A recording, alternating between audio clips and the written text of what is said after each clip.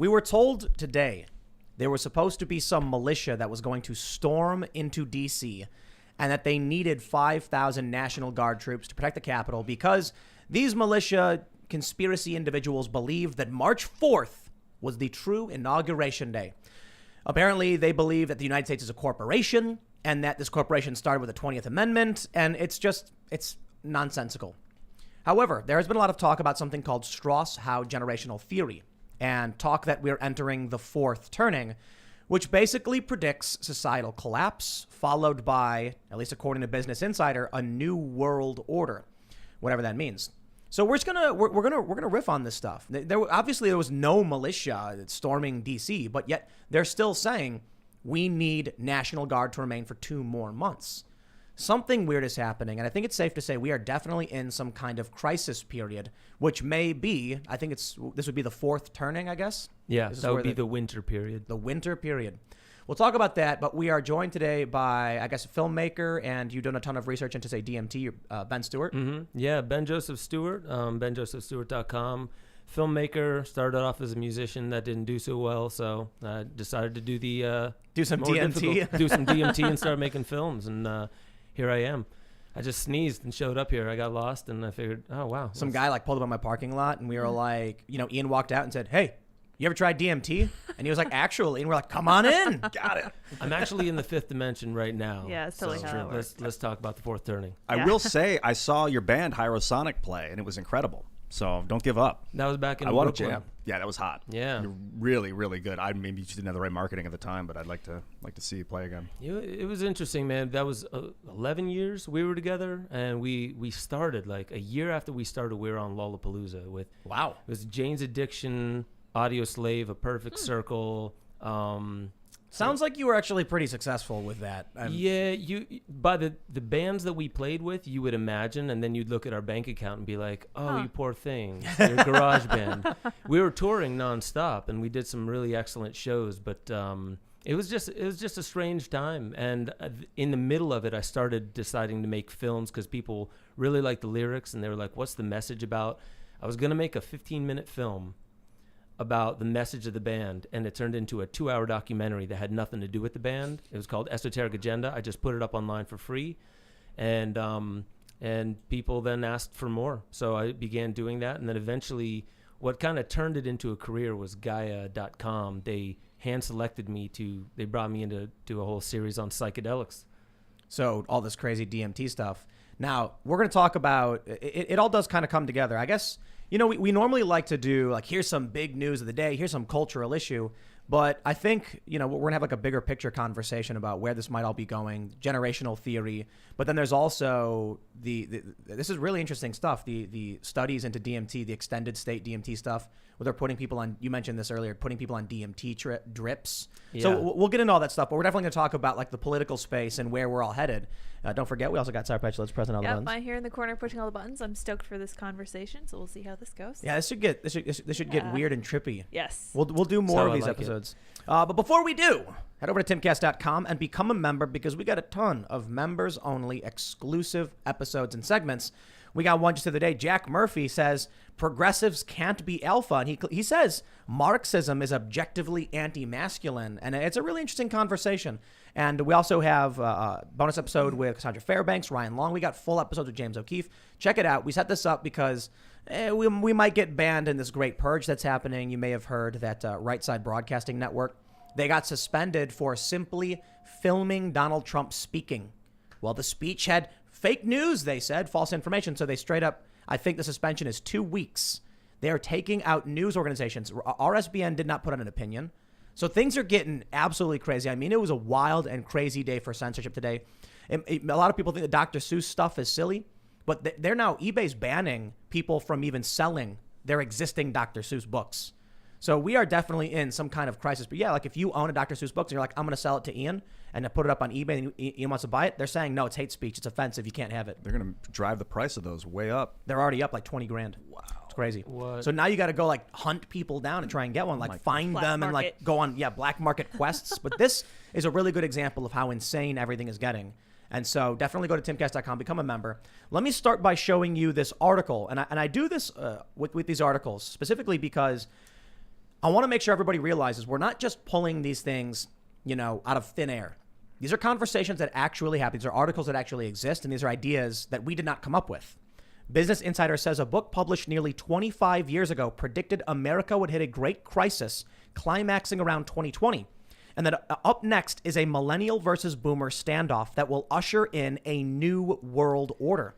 They say America sees a turning every 20 years as one generation displaces another. And the dynamic between one particular generation entering elderhood and another entering young adulthood creates a crisis every 80 years, according to a theory prophesized in Neil Howe and William Strauss's The Fourth Turning.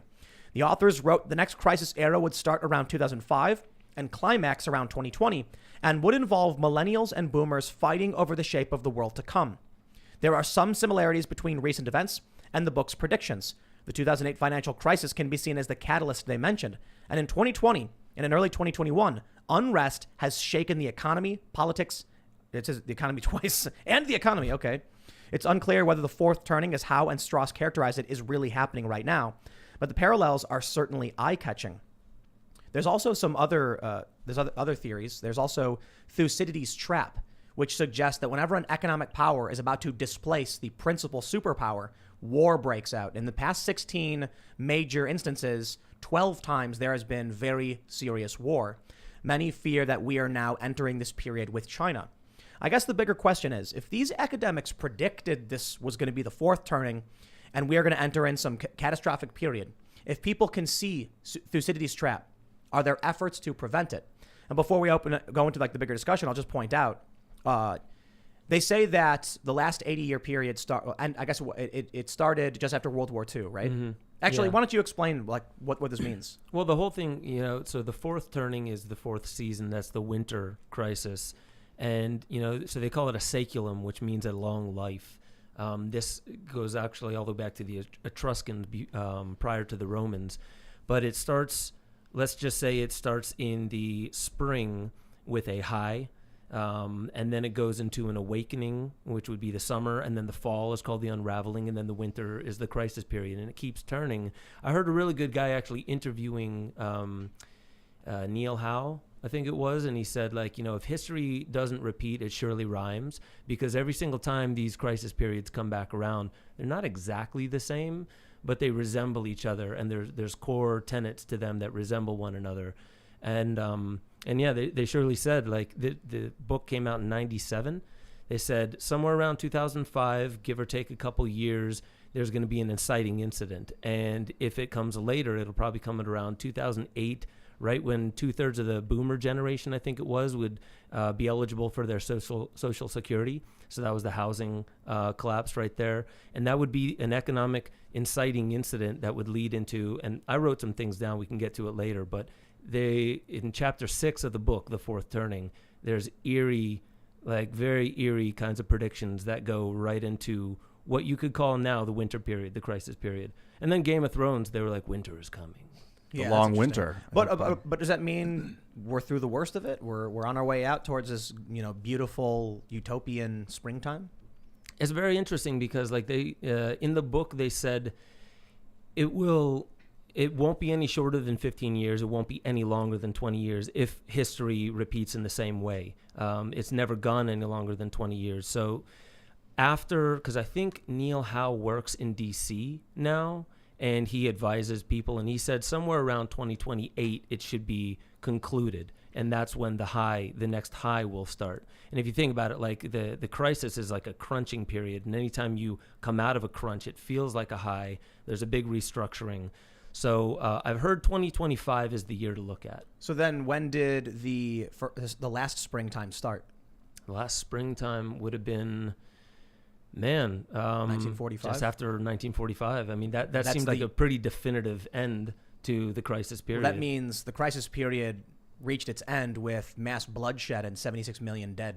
When was the New Deal? Because apparently they also mentioned that in the book, the New Deal. Because they don't just talk about war, but for some reason when you go back 80 to 90 years, you look at World War II, Great Depression, 80 to 90 years before that, give or take some, Civil War. Before that, the last winter was the Revolution. Before that, because they're talking mainly Anglo-Saxon history, the Glorious Revolution in England. And so it lines up when you look at it. It definitely lines up. There's other authors who popped onto 1933. The New Deal. Yeah. that. Okay. And the Glorious Revolution in England was like when they made Prince or King John sign the Magna Carta. Is that what that was? Was that it? I don't know. Was It was sometime in the 12, 1600s, I 15. think. Oh, that was 1200. Yeah, Okay, yeah, never it was a mind. lot That was earlier, 4 turnings before. Yeah. yeah. I've noticed that in 2028, this year, you're saying might be the new not the awakening, but the high. The high is when graphene is purported to become peak, which means that society has completely inundated itself with graphene. Like instead of using steel, we're now using graphene for buildings, touch screens, battery power, electricity, all that. Interesting. Yeah, there's a lot of predictions. Elon Musk says 2023 we should be able to expect super intelligent AI. I mean, these are all, speculations. Do you want me to just read just like 2 paragraphs of what they predicted would happen in this period? Yeah. Okay, so they said around 2005, a financial event will likely spark the coming crisis. A succession will be spoken of, succession will be spoken of heavily. Wait. Secession? I'm sorry, secession. Like states seceding from the union.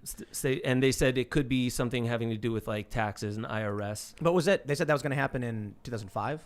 No, they said starting in 2005. So they're saying there will be a financial event is usually what sparks these things. And But in then the after crisis. that, they're talking about during the entire crisis period, you'll see these things come up. So secession will be spoken of heavily. A potential terrorist group may blow up an aircraft and claim to have portable weapons of mass destruction or nuclear weapons. The U.S. will potentially strike the responsible country preemptively. I don't know what that means because they said already attacked. They already attacked. Some will blame the president for concocting the attack for political purposes. Militia groups will rise up against urban gangs, cyber attacks. CDC may announce the spread of a new communicable virus. This is all in Chapter 6. Wow. I'm not making this up. What is happening? A new communicable virus that will reach densely populated areas and kill some. I'm trying to use as many verbatim words as I can. Mandatory quarantine will happen. President will order National Guard into major cities. Again, urban gangs battling suburban militias. And calls mount for the president to declare martial law. Insurrection will. I know they said that several times in Chapter 6. I just didn't get the exact sentence, but they mentioned insurrection several times, and all events will escalate. They're like the inciting incident will set off a chain reaction of other events, and until the climax, there will be nothing that brings down the intensity. Every inciting incident. Like World War II, when World War II officially ended, boom, springtime next. So that means 2027 is going to be brutal. It's going to be absolutely chaos. I mean, the theory is maybe it was 9/11 that sparked this, and that was the aircraft thing that they actually mentioned. And No, but now they- this is the brutal ending to. Oh, and they wrote this when in 1997. It was published in 97, which means I think they started writing it in 88 with a different idea. So in wait. mind. They wrote and they published it way before 9/11 and said someone will get an aircraft.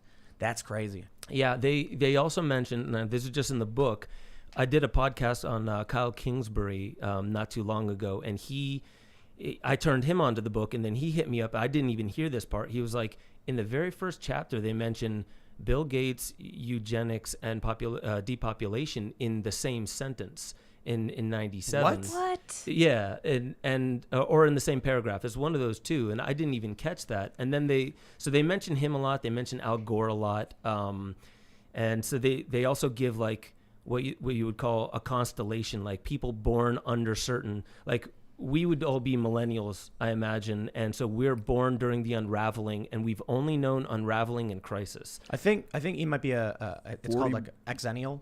Yeah, Generation Y, I was No. told growing up. No, generation. Not quite X, like tail end of Generation X. Okay. 79 was the year. Yeah, so that Zennial. would be tail There was end no of that. crisis when I was a kid. It was beautiful roses. It was awesome. So you would be considered a nomad, and we'd be considered heroes. How old are you? I'm 38. So Oh, I was okay. like right Yeah. at the beginning of it. And then people born in a crisis period are called artists, and then people born during a high are called prophets. And so they go into a lot of detail as to why they're named that.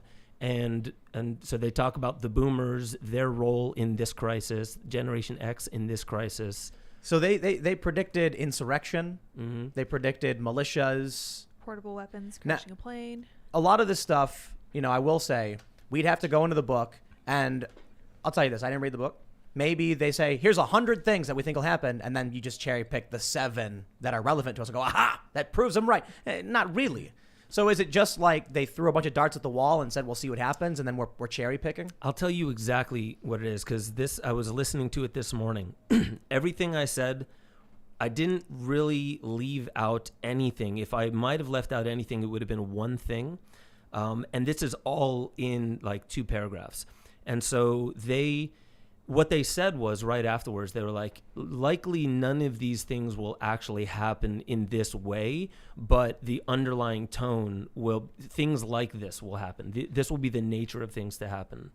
And so there wasn't much other than this. This was like 2 paragraphs. I just distilled it down a little bit. Right. So and then they went on to say, like, in a crisis period, if tensions keep rising and there is any spark of violence, it will likely lead to war. So I'm trying to use their words as much as possible. If it does lead to war, it's likely to end in total war, the enemy rendered nil, and afterwards, one society dies, a new one is born, and basically there's no way to stop a winter period from coming. But do they think that the United States is going to enter a new spring?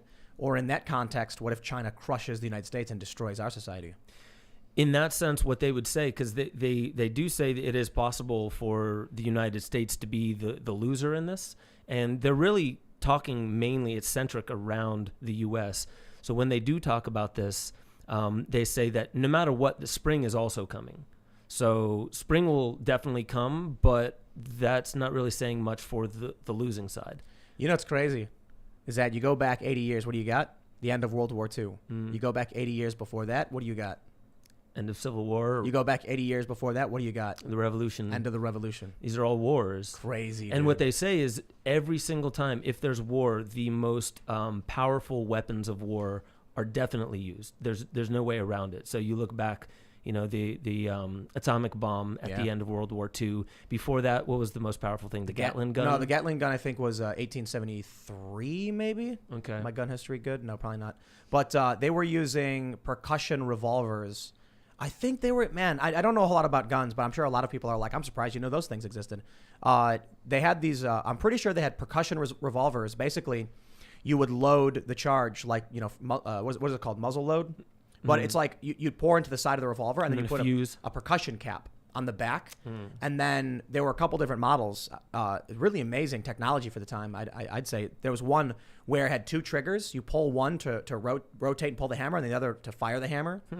And they're not particularly convenient, but it was I think it was the London Armory. Was it London Arms Company? I don't know a whole lot about this stuff. I should learn my gun history. And they were selling to the Confederates. And so they were giving them these percussion rifles. So that was like really revolutionary tech at the time that you could carry around this loaded, I think they had 8 shots maybe. And so coming from the muzzle loaded era of just like, stuffing the ball and through the muzzle and then firing and then doing it again, all of a sudden these guys had small arms where they could go boom, boom, boom. So that was legitimate technology. So what do you think it is today? Is it even think weaponry like explosives? So this is what I've been talking about when it comes to this concept of like civil war and all that is no, it's mind control. It is absolute mind control. When the easiest way to understand that we are all being mind controlled is first when people okay, let me tell you something. I talk to people about persuasion techniques. I used to do nonprofit fundraising, literally walking up to strangers on the street and being like, I need you to give me $100 right now. And I could make people sign over credit cards. It's really amazing when you consider there's a job where someone standing in the street greets a stranger and then says, give me your credit card information right now and you will get nothing in return. That is the fundraiser's job when they do the street canvassing. What you're doing is you're selling them an idea. So it takes real persuasion and skills. I always tell people, you are not invincible. No one is. Everyone can be controlled and manipulated. And you know what everyone says? Not me. So here's what I do. Whenever I explain to people, I'll say, I can make you say something And they'll say, no, you can't. I can make you say something and you don't even realize it. I can make you say, yeah, but not me. Want to bet? And they'll be like, what? I won't say that. And then I'll wait a minute or two and then I'll be like, let me explain to you how mind control manipulation works. I'll break down the basics of it and they'll go, yeah, but not me. And I'll go, you owe me $10. I made you say that. It's not so much that I made you, but I knew the sequence of events to get you to say it. Considering that, I always tell people, if mind control, mental manipulation wasn't a thing, Coca-Cola would not be spending billions of dollars on these commercials and billboards and research. You would not have social media companies selling your data to predict your behavior. They want to know what makes you do things and why, so they can exploit you for resources. It sounds a bit nefarious. You can break it down to the guy at Coke wants to make $10 more, and he's going to do whatever he can to figure out how to get you to buy another Coke. It's called marketing. But now you have this era where it's been so incredibly refined that big tech companies, they know what you think, they know why you're thinking it, they know what they want you to think, and they are absolutely stripping away the individuality through these networks. What's happening now is, whether intentionally or not, we cannot go outside in big cities for the most part, mostly in blue areas. Can't go to bars, can't go to restaurants, got to wear a mask. Hard to talk when you're wearing a mask. Hard to read someone's lips. A lot of people don't realize this, but when we talk to each other, we are reading lips. So there's a bunch of research showing how you can change the sound, but the lips will still make people hear a different word. When you're in a bar and someone's talking, you will hear the sound and the movements of their mouth and go, I know what they're saying. Take away the ability to see their mouth, and now you're going to be more confused. Very, very difficult to communicate ideas during this lockdown. Then you go on social media and they say, you can't talk about this, or this. You can't say that. Donald Trump's speech, gone, outright. Right Side Broadcasting Network, you're banned for 2 weeks for even showing the president saying it. Ideas are being restricted. This is the greatest weapon we've ever seen. Imagine if during the Civil War, a guy showed up to the Confederate and said, I will win you this war without you firing a single shot. Will you buy this weapon? And they say, what is it? And they would say the printing press or the ability to spread propaganda in a guaranteed manner. What if I told you that the people of the North could only read what we made them read? We could tell them that we could have them vote for insane things that would destroy their own country. We can have them vote for for politicians that would harm them. We can trick them into believing that our soldiers are in different areas. You control what they think, and you need not fire a single shot. You could march into D.C. and never have to fight anyone, and they will smile and celebrate as you do it. That's what's happening with big tech and all this manipulation. Who needs a nuclear bomb? What's that going to do? Scare and harm people? In today's day and age, why bother forcing someone through violence when you can simply tell them to do it and they will? If you look at the CCP, what they're doing to the Uyghurs, like, that's violent. Like, why not be violent if you can? I guess that's up to these psychopaths is what they're thinking. And I've listened to Putin talk about weapons of war and said that all this defense against intercontinental ballistic missiles has become null now. You can fire orbital strike from, and he was very vague about what kind of weapons rods they have. from God. Yeah, he was like, they can't stop it. The United States can't stop our weapons. You guys know what rods? You know what rods from God are? I heard about Tungsten? Hypothetical tungsten rods floating in orbit that they just release, and then gravity pulls it down, and then boom. Interesting. I didn't know it was that. Yep. I thought it had more to do with satellites, but well, yeah, satellite would be holding a tungsten rod and just release it, and then release it would just it fall. at a time. I'm also concerned with drone dogs. Like we were talking about drone dogs before, like drone weapons. You know, like nuclear bombs attached to a drone that can fly through a window. Let's get into that, but I do want to talk a little bit more about Strauss Howe, and then I do want to talk about the police state, the cyber dogs they got in New York. So the Strauss Howe generational theory. When does it start? Was there something before the Revolutionary War, or are they just basically saying, "Hey, we had a revolution. 80 years later, a civil war. 80 years later, World War II. Probably another thing's going to happen." Or was there something we just don't talk about before that? Yeah, so in the book, they're not really clear. The earliest crisis period that I think they mention is the Glorious Revolution, though they do go back into Roman history, and they say that the term saeculum means a long life because, by the way, anyone who's entering this crisis period wasn't around in the last crisis. So it's usually people are dead. They're not around enough to even know what the pattern means. So history repeating itself, they don't quite get it. But it goes back to the Glorious Revolution, like I said, in England. Before that, they don't really get much into this period. So it seems like They're talking Anglo-Saxon American history, but they do mention, and this is where my understanding breaks down, is other countries going through their own cycles. And they said if two countries, this was also part of Chapter 6, if anyone wants to go in there and check it out, of the Fourth Turning, if two countries reach their crisis period at the same exact time, usually that's when it will definitely end in war, or it's a lot more likely to end in war. If two periods are two major powers specifically are in crisis at the same time. But it seems like, well, we're facing two potential threats: China, but also civil war. And so if we look internally, we have two tribal factions. You have the populist right, and then you have the establishment.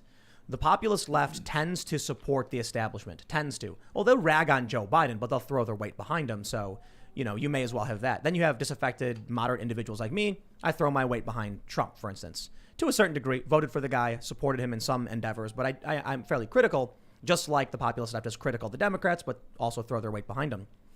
It seems like because of Facebook's dominance, Twitter, the internal war being fought right now does include low-tier violence and mass protests and riots, as well as many, these individuals who stormed the Capitol. So there is violence, but it seems like the bigger fight is just the fact that lines of communication are completely controlled right now by the left tribe, which would say to me that by 2028, the populist right tribe will be non-existent.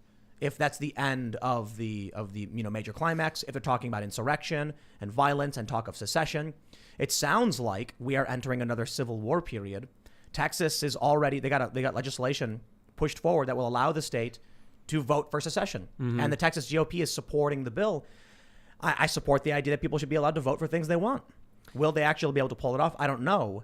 But if Joe Biden who is pushing this very, very heavy gun control stuff, that's the easiest way to look at how Joe Biden's policy demands do not fly at all with red states and some blue states to a certain degree. What I mean by this is the gun control measures he proposes are very good for blue cities. The people who live there, they want them, they like them, they don't want guns, and they live in really close proximity with cops everywhere. So for them, they get it. But Joe Biden wants to have this gun control even in red states nationwide. So what's happening now is the ideological divide between how someone wants to live is they're so diametrically opposed that when Joe Biden is like, I'm going to pass laws that benefit cities, to hell with everybody else, you end up with talk of, right now we have many counties who want to secede from those states to go to red states. But sooner or later, we're going to see more than just murmurs. We're in 2021. If the climax is supposed to be, or we're in the climax, but if the end is supposed to be 2028, I don't think it's fair to call the climax right now. Because if this is going to keep escalating until it finally goes off the cliff and just stops and then restarts, then the climax is going to be 2027, December 31st. But I'll tell you, I think September 11th was the inciting incident, and we're in year 20 right now. I don't know. Because if you're talking about airplanes, I mean, the financial crisis was way, way, way worse. Well, now we can talk in terms of global damage and societal change. The economic collapse, it sparked Occupy Wall Street. It created years of mass protests. It led to the rise of people like Trump and Bernie Sanders. So the reason we get someone like Trump, a lot of the people who supported Trump were Occupy supporters. Now, I get it. 9/11 was a nightmarish tragedy. It birthed the Patriot Act, which is basically the martial law part of this. Yeah, but the Patriot Act was, if anything, people didn't care. I cared. Sure. Listen, some activists cared, but for the most part, it didn't impact regular people. The mortgage-backed security crisis, the financial crisis, everything that followed brought people to zero, and people were desperate. They were angry. And what did they see? The banks get bailed out. So what happens then is you go to Occupy Wall Street. You had left and right basically screaming, F the establishment. Well, try as they might, and they succeeded. They kept the left and the right divided on this issue. When the young leftists came into Zuccotti Park, they drove away the libertarian and the conservative ideas that were there and dominated with far left populist ideas. You then move forward and you have the rise of Bernie Sanders. The establishment clearly did not want Bernie Sanders to have any power, but they seem to have been taken by surprise at the rise of this left populist movement, and Hillary was furious, and Bernie was rivaling her. She was supposed to win. Bernie wasn't supposed to get close. They cheated. They were submitting, one example is they gave the questions to Hillary so she would know what they were going to ask her and could prepare beforehand. The whole thing seemed to be dirty, and Bernie Sanders supporters believed it. But you also got many people who saw the populist message from Trump. The interesting thing about the 2015-2016 presidential cycle was that Bernie Sanders and Donald Trump had many of the same core policies. Bernie Sanders is on record speaking with Vox.com saying open borders is a Koch brothers right-wing proposal. You had people, I met 3 guys in Anaheim at a Trump rally who said they were originally Bernie Sanders supporters. They flipped for Trump when Hillary won. Why? They said Bernie Sanders is a guy whose job has been to be a politician, and he's talking about these free trade agreements. He's talking about union workers. I like these ideas. He's a little too far left for me, but he seems genuine and way better than the establishment. When Hillary Clinton basically took it from Bernie, they said, well, the only other guy talking about these free trade agreements and bringing our jobs back is Trump. So they flipped for Trump. 2 different elements of the populist revolt, which started primarily because of the economic collapse and how it destroyed the lives of many people. Now you have 2 things to consider. For one, boomers' lives were destroyed and they got angry. So they said Bernie or Trump. You then had millennials who are now entering a job market competing with boomers for entry-level jobs. Now you have Gen Z who literally entered the market after that where there were no jobs. And so they're all basically becoming socialists. Or I should say they're very socialistic, albeit there is a slight push towards some conservatism. But it's no surprise that you see so many socialist youth when they're like, by the time I was old enough to get a job, what scraps were left were taken up by millennials. The millennials are like, I did everything I was told to. And then when I tried to get a job, all I could get was entry-level garbage. I could barely pay off my student loans. The system isn't working. When you take a look at the M1 money stock, what do you see? Up until 2008, there's a slow and steady increase. At 2008, it sharply increases. And then here in 2021, or in 2020, it shoots straight up. Now they say it's because they changed the reporting metric for it. However, before they changed the reporting metric, the spike had already begun. So if anything, it seems like they changed the reporting metric because they needed to mask it to some capacity. So in my view, 2008 was this major economic catalyst, which sparked this populist uprising, which leads to Donald Trump, which leads to now claims of Democrats saying insurrection, the culture war and the clashes and everything around it are all merging into one. And it's coming to a point where we just had federal charges for Antifa dropped in Portland, yet they're going after some befuddled granny who walked into the Capitol building when the cops opened the door for her. Republicans and people on the tribal right can see that there's a double standard and they're being treated like second-class citizens. That Antifa for over a year can burn down entire cities, and the vice president, now the vice president, literally can fundraise on their behalf, and it is accepted. But you get a video of the cops opening the door at the Capitol and saying, well, I don't agree with it, but I agree with your right to protest, and welcoming them all in. And there's people walking, smiling, taking selfies, respecting the velvet ropes, smiling and taking pictures with cops. And now these people are facing serious charges and they're being called insurrectionists and lawyers won't even represent them. Now we're seeing the wave of censorship that's escalating. The conflict has only gotten worse. Both sides are ready to just slam into each other. And I think it's going to get bad. I think the 2008 thing makes a little bit more sense, mainly because there's something about the winter crisis period that they mentioned. So like, instead of just looking at the external, like what are the events and things like that, take a look at people's behavior, because they do say sparks, inciting events, if it happens in a different turning, like in the spring or the summer or the fall, we behave differently. And so in 2001, you didn't see as many people amassing. So they say in a high period, which is right after a crisis, the number one thing that sparks create is synergy. It's actually synergy. In an awakening, which you go back and look at the hippie generation, it's argument. That's the number one thing sparks do. And then during an unraveling, it's anxiety. But during a winter period, it's action. And you see a lot more action come the 2008, like, from that entering to the Occupy, and then everything from there, people, and even just the ease of social media, getting together, bringing your ideas together. It seems like people are a lot more action oriented. And they do say that, the new presidents that come in during this period will have a, no BS, like straight to the point, let's get down to business kind of like action orientation. The one thing they do say, which I noticed because I was listening to a bunch of podcasts on January 6th, when the thing happened at the Capitol. And they were in this book, they say that these events are going to start devaluing Like basically there's going to be a massive devaluation. And I remember that thing that happened on the 6th, the storming of the Capitol, it didn't really reflect itself in the market the same way. Bitcoin kind of stayed the same. Everything else kind of stayed the same. Stocks were going up. I remember a lot of people that I was listening to, and these were just people who are like, speculating constantly, and they have their podcast, and they were saying something is not right. Something is disconnected here from reality. So that is one thing that the book, like, it was suspecting that during this period you're going to see devaluation constantly. Maybe it's happening and we're not seeing it. No. It is happening. Mm-hmm. There are reports that the cost of food is already starting to skyrocket, going up double-digit percentages. Fast food and dining, it's way up. So there's major predictions of food shortages and or food inflation. So Texas had a food shortage because of the winter storm. It made it impossible for trucks to come in. But now one of the things I'm seeing a lot of, people don't notice this stuff because we're basically frogs in a pot. We're coming to a slow boil and we don't realize it. I saw someone on Twitter say, I just went to the grocery store to buy a week's worth of groceries and I couldn't believe it was almost double what I normally spend. A lot of people aren't really paying attention to how much it's costing them. And I think there's a couple reasons for it. For one, frogs in a pot, you don't really notice these gradual changes. But a lot of people just don't have money anyway. We're not getting the stimulus. A lot of people are out of work. They're on unemployment. So they're like, I don't know, not paying my rent. They're not really focused on the cost of goods right now, but they are definitely going up.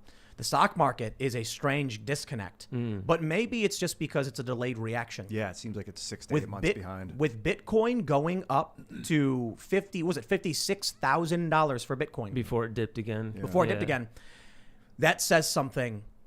It went in only a few months.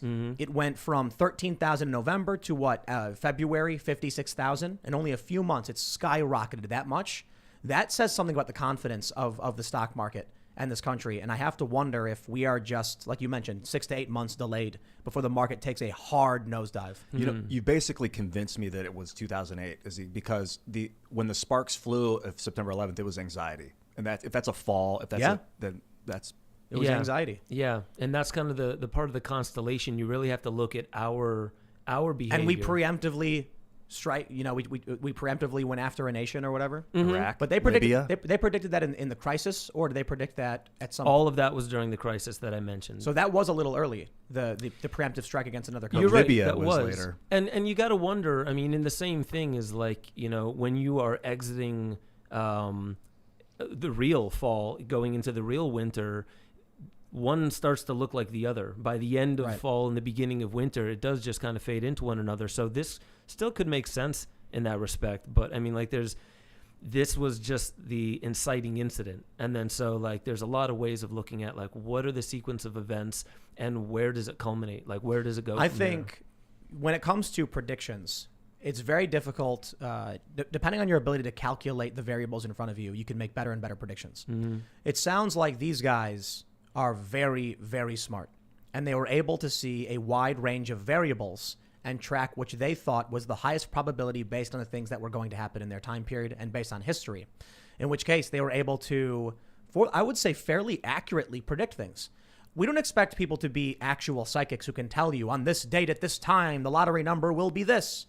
But for someone to say, there will be an economic catalyst. There will be insurrection and militias. There will be fights in the streets. And it's like all that stuff is happening. Now, the other thing I think people should understand, too, is semantics and the language they use. Is it fair to say, when they mention the militias fighting, would it be fair to say, well, we've seen right and left clashes over the past 4 or 5 years in suburbs and outlying areas. Yeah. We've seen Proud Boys and Antifa. We've seen right-wing groups putting on shields and helmets and bats and going and fighting the left. And we've seen the culmination of a left-wing guy walking up to a right-wing dude and just putting 2 bullets in his chest. Is that basically what they're talking about? My opinion is it's fair to say yes. It's definitely fair to say because, again, you look at the people, like, were there protests in previous seasons? Yes. Like, what does the action look like here? It's tensions got a lot higher here. And then, I mean, you can also go into, it's kind of interesting because when you mention that, I often hear the same trigger words, like, why are we hearing the word insurrection, secession, obviously the CDC, the spread of a new communicable disease, that blew my mind when I heard that part of it.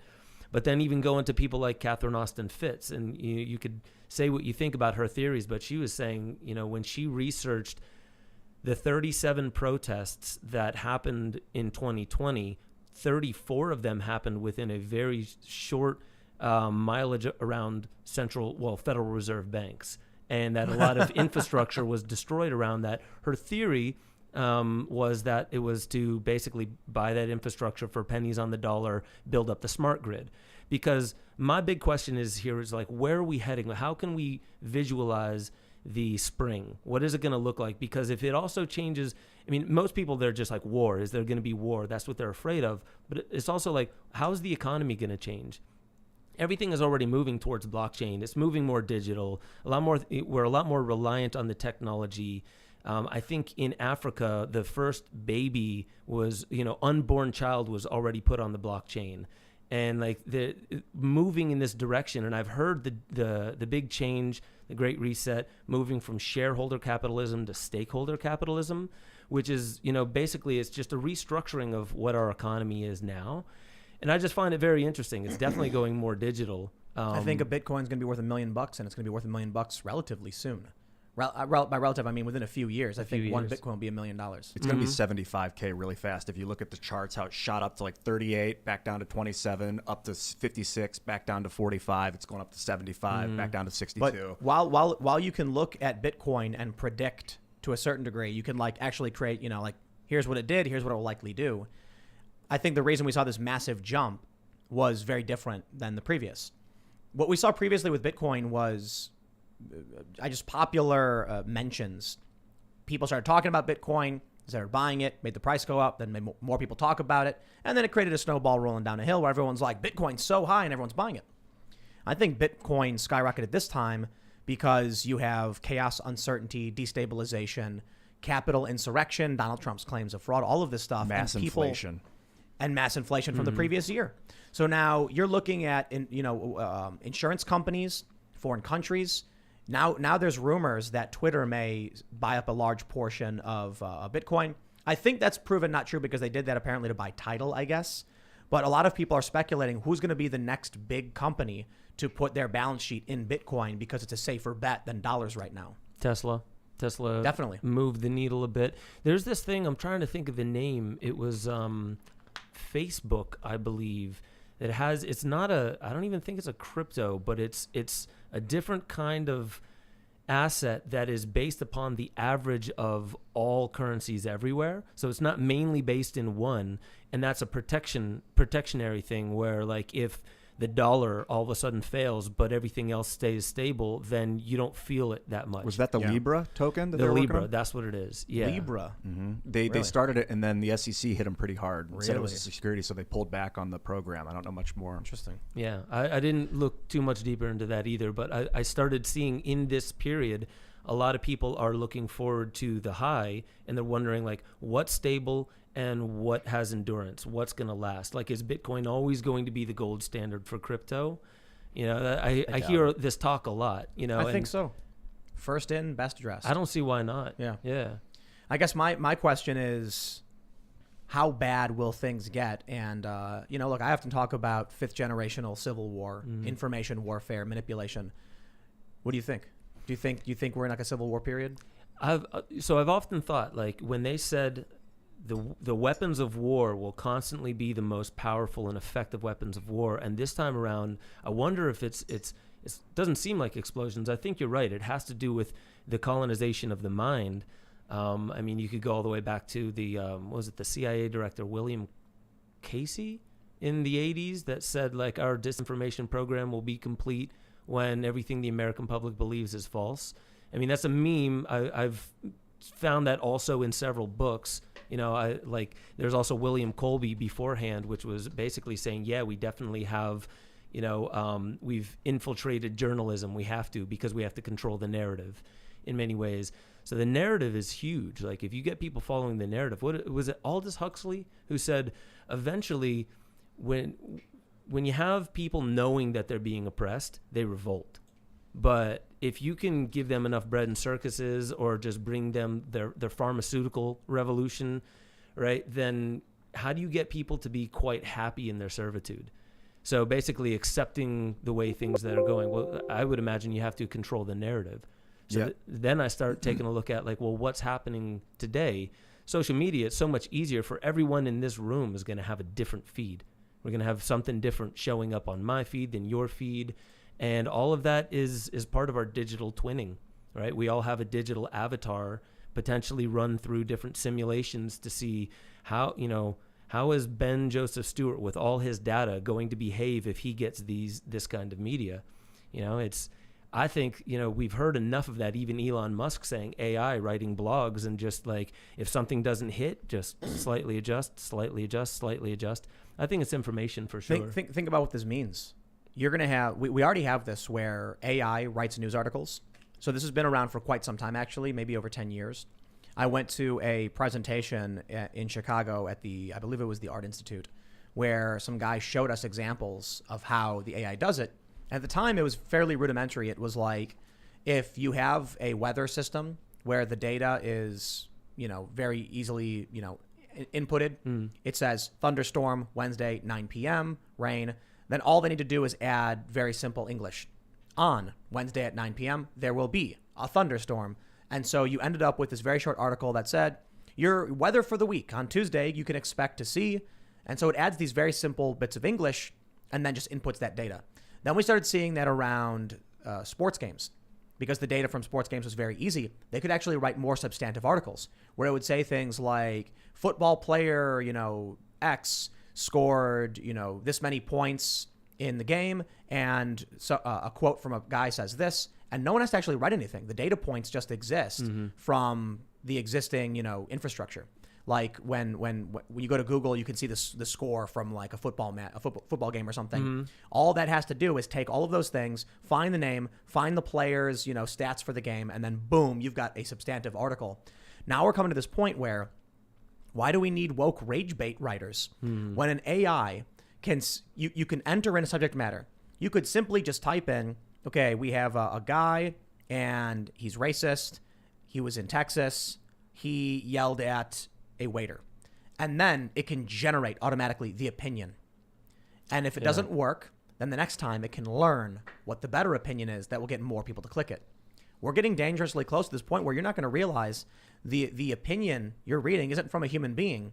It's automatically generated by an AI who doesn't know or care because it doesn't have the capacity to, and it's making you lose your mind and want to go insane and be violent. What's really interesting about you saying that is, so like I was studying this thing called ZIPF law, ZIPF law.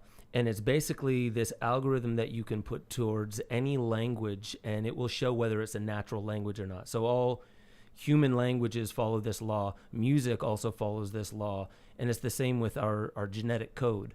And so this started coming into what's now called linguistic genetics. That's showing the way we use words, even thinking words. It works in the same way that our genes do, and our words actually have epigenetic effects on our DNA. Wow. And so when you're saying that about AI, let me talk into the mic. When you're saying that about AI, there's something about what it's trying to do is keep your focus, keep your attention. Like, what you focus a lot of attention on, that your body starts to become engaged in that. And so there's something, it's almost hypnosis. In fact, it absolutely is hypnosis when you can focus your body and your mind on one thing. Spiritual traditions had it where you breathe and you focus on a light or something like that. Nowadays, it's these articles he was just talking while you were pissing or whatever you were doing. Yeah, thanks. I feel better. Yeah, so basically I was saying that we're getting to the point where you can have a human just input a few things like, let's say today Ian did a backflip to the right. Ian backflipped, and I say it's racist. Enter. And then the AI can generate a long-winded thing where it's just like, today I was reading an article and I heard about this guy Ian who did a backflip. Now, why am I so angry about it? So all of those things that sound human, that are like telling a story, could be just artificially generated. And what happens then is the AI will then auto-generate this article based on, actually, it's like Ryan Long's sketch. You familiar with Ryan Long, the comedian? Yeah. He did that bit where it's like, blank has a blank problem. And then he showed all these ridiculous articles where it's like, swimming has a transphobia problem and like basketball has a gender problem. Like you can just buzzwords. That formula exists. An AI could easily fill in the gaps once you make that sentence. And what will end up happening is the AI will auto-generate the article. I'm sure these things exist already. And then they'll try and see how much traffic it gets, how long people are staying reading it, and and then they'll keep tweaking it, and then they'll make another version. It'll do a little bit worse. They'll make another version. It'll do a little bit better. They'll keep that version. They'll keep iterating and learning. And then eventually you will find the perfect rage bait content being mass produced for profit to keep people in a perpetual state of anger and anxiety. And you're making me think of procedurally generated video games as well, as artificial intelligence builds out our digital realm. And they're like, this guy likes to turn right a lot, so let's give him a lot of right turns in his game to keep him playing this game. Yep. And to keep him engaged in my meditative trance that I want him paying into. Imagine this. In your phones, there's this motion sensor. And there's out of Aston University, I think his name is Max Little. I think he's a mathematician. He found that people, they keep their phones in their pockets, and it can sense your gait cycle, the way you walk. And with that data, they found, there hasn't been a huge study on it, but 100% accurate diagnosis of neurodegenerative diseases like Alzheimer's, multiple sclerosis, better than a doctor sitting and trying to diagnose you for the same, because of the motion sensor that's already in your phone. So this is just like the failure of imagination is not realizing how you can figure out from a motion sensor, neurodegenerative disease and diagnose it. Imagine now AI helping us get better at figuring out how we can use the technology that's already here. So then I heard that Facebook was working on something that could predict your thoughts, literally predict your thoughts. And so all their users, all the data, predict your thoughts, what you're going to type in, what you're going to look for. And that's what this thing called sentient world simulation is. So it's a digital mirror of our whole world, all the data points, everything connected to the Internet of Things, eventually the Internet of Bodies, which is basically just harvesting biometric data. It's the Matrix. It really But here's the is. crazy thing about the Matrix. In the movie, you have this AI that they say they tried to craft a utopian matrix, but humans rejected it because they're predisposed to conflict. What they don't consider is that we're watching the construction of this matrix, and it's going to be absolutely perfect in every way. You are going to be completely entranced by it. It's going to know exactly what you want, when you want it, what to say, when to say it, to keep you locked in that state. We talk about, you mentioned video games, where they're like, hey, this guy likes to, for some reason, he jumps a whole lot. Let's give him a platformer. Let's make him have to work for it and enjoy it. They figure out what you want, so you keep doing it. What happens when we get to the point where we have Neuralink, when our social media is already doing this? Our social media is already trying to feed us what they know will keep our eyes locked on that page. It's making everyone go insane. What happens when they figure out how to make it perfect, that you will never unplug from Neuralink? You end up rejecting it. This has been my experience the last week. I've been really hitting the games hard, and I'm getting to a point where I'll sit and stare at my computer and think, I have no joy from this, because this is not real conflict. But this is real conflict. Are you the norm? I don't know. I'm just hold on. the extreme. You're explaining that we're not there yet. At a certain point, the AI is going to figure out how to overcome that hurdle. And they're going to be like, how did we lose this guy? You leaving, you gave them all the data they needed to figure it out. But they showed you all of these things. Let's say you're sitting at a computer and they're feeding you a random number generator. And then they served you the numbers 1, 17, 83, and 52. And at 52, you got up and walked out. The AI doesn't know or care. It's a simple machine. And they're going to say, don't give anybody 52. And they're going to slowly figure out, and the next person leaves at 52 anyway, and they're going to figure out what they need to do in this game to prevent you from feeling like you're not accomplishing But like something. in the movie The Matrix, people rejected it anyway. Even though it was perfect, they need conflict. They need imperfection. You misunderstand. The AI would then give you that conflict. They would create it. What I'm telling you is, you are not going to be able to escape from a perfect trance. The system will see you leave. When you left that video game, it collected all the data as to what you did, when you did it, and what they gave you. And they'll say, we did something wrong, and they will adapt. And the next person who's playing, they will slightly change it. Eventually, out of the thousands of people who are playing this particular game, and I'm not saying the AI exists right now. I'm saying when we get to that point. Eventually, with 1,000 people playing, they'll make a certain amount of iterations where it'll discover, we figured out how to get a person to play for another minute longer. Then they'll evolve that iteration. Eventually, you will have people strapped in the machine saying there's absolutely no reason to leave. Food being one of them, for sure. But if we're talking about a singularity, in artificial intelligence. We're talking about robots that do work for us, that do everything, for our bidding. Then the AI will eventually start having food delivered for you. So you and think you will that never leave their the game. grand majority of people will eventually just give over to the Matrix as they did in the movie, but then there will be a small extreme that is just not satisfied. That for whatever reason, the human brain's quantum calculator is greater than any AI we could build. I don't think so. And No, we'll I pull think, out of it. I think humans evolved for very specific circumstances. And one of the interesting things about humans as an apex predator is that adaptation through our intelligence allowed us to essentially evolve faster than evolution would permit. Basically, when you look at a lion chasing a gazelle, right? Is that what they eat? They eat gazelle? Yeah. I'm not, an animal guy. Amongst many other animals. Amongst many other animals. Well, the gazelle has to run fast, and the lion has to run faster. The lion has to be stronger, and so there's this natural selection. There's a competition. Humans, instead of evolving to become faster to beat out the gazelle, evolved to become smarter. So what happens is, because we can develop tools, there is no evolutionary strategy for any animal which can escape our power. Nothing.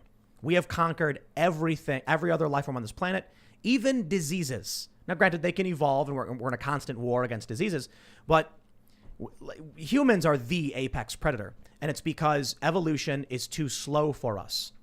But what that also means is humans are still animals who have adapted for very specific circumstances. The technology that we've built adapts faster than life can adapt to it, which means we will potentially develop a technology which we will victimize ourselves with. We will create an AI that won't seek to destroy us like the Terminator or the Matrix. We won't go to war with it. There could theoretically be a war in the sense that the AI will be a mindless, in a sense, automaton seeking to give humans everything they've ever wanted. And there will be a few people who maybe break out of it for some reason or another, can't be plugged in, and they'll be desperately trying to free people from this Matrix. But the people will be like, get away from me. I know I'm in the Matrix. I love being in the Matrix. You go live in your garbage world. I have everything I could possibly ever want. And that's what humans will get wrapped up into. And then they will just fall apart. Unless, of course, the true singularity means that the AI can replicate machines, which can manipulate digits, replicate themselves, expand their own technology, in which case humans will just become a remnant, I suppose. And then in tens of thousands of years or hundreds of thousands of years, there will just be self-replicating machines floating through the universe, replicating on various planets, and no human in sight. And when you say years, that's basically the time that it takes to travel a distance. So, like, time is just relative. I mean, it's not to diverge too far off, but when you say 10,000 years from now, you could just mean a certain distance away from us right now that is happening.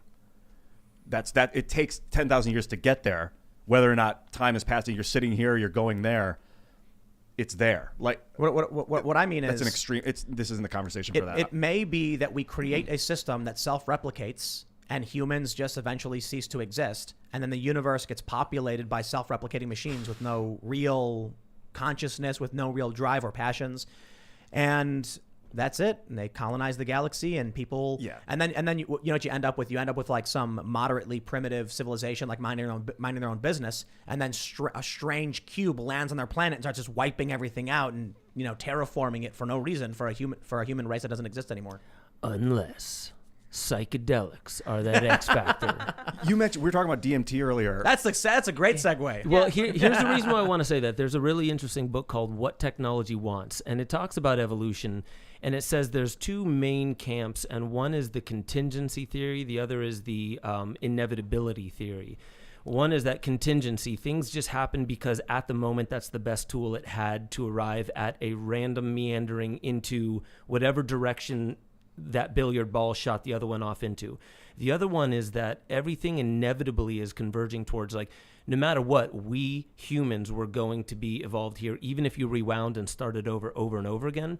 During the Metazoan period, there's eyes evolved 40 times, I believe, and different kinds of eyes have continually been evolved, and these are immaculate. Even Darwin was just like, there's something interesting about the eye. Anything less out of it, and it wouldn't work as beautifully as it does. So inevitably, what this guy's saying is, in What Technology Wants, awesome book, he's saying that technology is also inevitable. And the way we build it, it's also at a population density, we get to a point where this will always happen, what's happening on the planet right now. And just to finish this off, what I find super interesting is one of the tech hubs of the world, Silicon Valley. What was that area very popular for during the awakening? Haight-Ashbury. Yeah, the psychedelic trances of the 60s. Jerry Garcia. And a lot of those people actually went on to being techies. So Timothy Leary, huge into talking about, psychedelics. This is how we turn on a generation. By the end of his life, he was talking about AI and he was talking about future tech.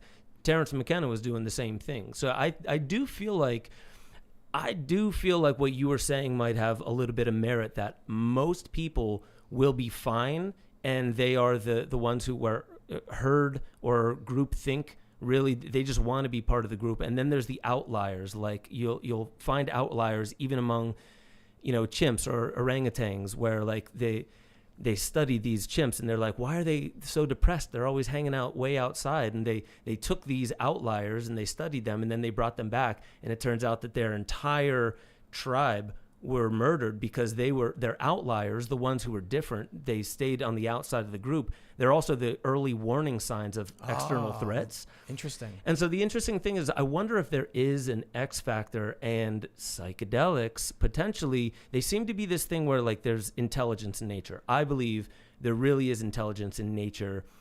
Call it just it uses an algorithm to know how to grow towards the sunlight and somehow synergize and harmonize with the mycelium blanket. And it really is this closed loop system that found a way to just survive. There's an algorithm, this very same equation that accounts for the, what is that? Mandelbrot set, that kind of infinity loop that, generator, is the very same equation that accounts for how populations, especially like rabbit populations, they balance themselves. They go to a peak and then they balance themselves. And it's always something. It's some external thing, whether it's a predator or, the environment. Something keeps it in check. It's this closed loop system. Is that the Fibonacci sequence, the Mandelbrot set? No. Different equation? That's different. Yeah. Let me tell you something crazy. You mentioned that like the eye was like essentially some believe it was an inevitability. Mm-hmm. Then it stands to reason that if we ever encounter extraterrestrial intelligence, they will look very, very much like us for several reasons. One, we evolved on a planet where we have an oxygen-rich environment, but not too oxygen-rich, which means we have the ability to manipulate fire, which allows us to separate certain elements and create various components. It allows us to create technology. It allows us to refine minerals and ultimately build rocket ships and other technology. An intelligent species, say the dolphin, they're fairly smart. They don't got hands. They're underwater. There's no fire by which to smelt anything, and there's no hands by which to manipulate things. Out of all the life that may exist in the universe, assuming it does, the ones that succeed in developing technology will probably be in a similar environment, or at least in a certain capacity, have the ability to manipulate elements, to create components and advanced technology, and have the ability to manipulate small things. So it's entirely possible that eyes will evolve, the ability to sense the visible spectrum, as we call it, the ability to have some kind of fingertips so that you can use smaller tools and make very refined computers and microchips and things like that. And probably, I would say oxygen makes a lot of sense because the ability to control fire. So they breathe similar things to us. They look particularly different. Who knows what their skin might be like? Maybe their sun is bigger, smaller. Maybe they're further away from it or whatever. Maybe they like certain temperatures. But you look at the boiling point, the freezing point of water, where there's water, there tends to be life. I think they would be extremely similar to humans. Maybe we see symmetry in nature. They may have 2 arms. They may have 4 and no legs, and their arms function, interchangeably, but they'll still be able to use fine tools. Like they could have a darker star, so they're not as light focused. Maybe they're more receptive to heat, although I don't know if what's more base, heat or light. Well, you have to think about the freezing point and boiling point of water. Yeah, hydrogen's pervasive. They would likely exist in a similar temperature set that we do. Now, I do think it can be a bit simplistic to think that, because there's probably things we haven't discovered yet. There's probably ways by which some species could eventually discover a way to isolate certain elements and develop components without using fire. So based on our current technology, we can make that assumption. They must be in some way similar to our atmosphere or whatever like that. I think that's fair to say. But there was, I believe, in the past 20 years, they used to think the components for life were based on exactly what we were. They're like, oh, here's everything that life has. But they were looking only at Earth. And then there was a revision saying, instead of saying they need water, How about we say there needs to be some kind of base by which chemicals can mix and interchange? It doesn't need to be water. So it could be something else theoretically. But I think it's fair to say, there's a good chance that, assuming there is alien life, and I think the universe is certainly big enough to warrant it, they will actually be fairly similar to us. They won't speak English like they do in the Marvel movies, but like in the Star Trek, show, they're all fairly humanoid. They all look different. They have different heads. It is a little over the top how they all are basically people, but their foreheads are a little different. But you look at some of the alien races and bipedal humanoid type structure, I think there's a decent probability of it. Maybe not a guarantee. You mentioned the bipedal part. There's symmetry in, just about all organisms, so that symmetry is very interesting because like to produce two of everything, it helps the way we move and orient to gravity. But it also is like DNA can be more efficient. Just repeat the same thing on the other side, mirror it. And so they go into that. And they also speak about like contingency and inevitability. It's not one or the other. It's yes and. Like contingency, you were saying how maybe they found another way to get to a point that we did. Maybe they made jumps and strides. And their main point in the book is that technology is the main thing that does that. Like we have this contingency where it's like it usually happens very slow, but technology, it can make huge strides because something else, very intelligent is working on giving right. it those. It can jump a bunch of generations that we had to go through in the slow way. So contingency is the way that it happens, and inevitability is where it's going. I know I'm going to California, but how I get there, that's dependent upon the roads and the traffic. You want to know what else is a very large component that will, I believe there's a likelihood that, assuming there is extraterrestrial intelligence, they will be similar to us, not identical, but they will also be a very warlike species. The reason for it is war is natural competition between the intelligent. A war between humans and deer ends very predictably. Hunters go out in hunting season and sweep the fields and wipe out what they call pests. A lot of deer no longer exist. However, humans up against humans means that when one human develops gunpowder, the other human has to quickly adapt. And because they're intelligent, the conflict goes from being between species to between different tribes within the same species. That conflict results in a rapid development of technology. Because if you don't compete successfully with the new arms and the new weapons, you die and you get wiped out. So you take a look at Europe, for instance, and the proximity of all these warring countries and the rapid development of their technology. That war drove a lot of technological advancement, resulting in a lot of things people probably take for granted. Space program had a lot to do with the Cold War. And we developed a lot of new technologies. Plastics, for instance, were heavily influenced, I think, with the space race, trying to find lighter and stronger materials. And now we reap the benefits of that. Any other species, I should slow down a little bit. Many other species in a different planet, if they're living freely and peacefully, say Avatar, the movie Avatar? That actually was particularly intelligent. They weren't very advanced. They had bows and arrows. And I know it's probably just a movie cliche that they're trying to make them look like Native Americans or indigenous population, as primitive. But the reality is, based on their world, where they could all communicate with different species, that would present less of an opportunity for conflict. Because they weren't a particularly warlike species and were very, pro-nature, they didn't develop a lot of these technologies. So I'm not an expert on this stuff. I'm not an anthropologist or anything, but I was reading about why it is that the various tribes of Native Americans in North America weren't as advanced as, say, Europeans in terms of gunpowder and ships. And it's because the North America was so massive that when a conflict would arise, certain tribes could just leave. Yep. And so there was an opportunity to escape as opposed to fight. And when given the opportunity, most living beings choose no conflict. So even a grizzly bear, they don't want to fight you. If you're threatening their children, they might. If they're starving, they might. But in Europe, where it was settled for a long time, and you had basically people pushed to the edges, I'm going to war with you and taking what you got or else. And then they just became very competitive. Whereas the Native Americans were like, yes, there was a lot of war. Absolutely. But a lot of tribes could just be like, we better get out of here. It's better to run than fight. Then maybe it's possible we're only warlike because we're all stuck on this planet with nowhere to run. And if we were able to spread out infinitely, that we would let go of that. Like Star Trek. The Federation becomes much less warlike, and most of in the show, The Enterprise is a science vessel. It does have military capabilities because you got to defend yourself from threats, and there is war.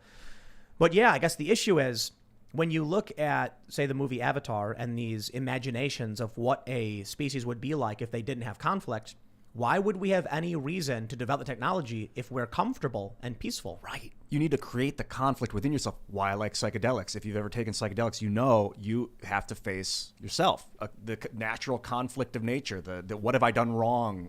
Maybe that's will keep us building and creating if we force ourselves to work the muscle of the mind. In psychedelics, it is a technology. It's just the way we use it. It is a technology. Shamanism is a technology, and there's a very accurate point to this.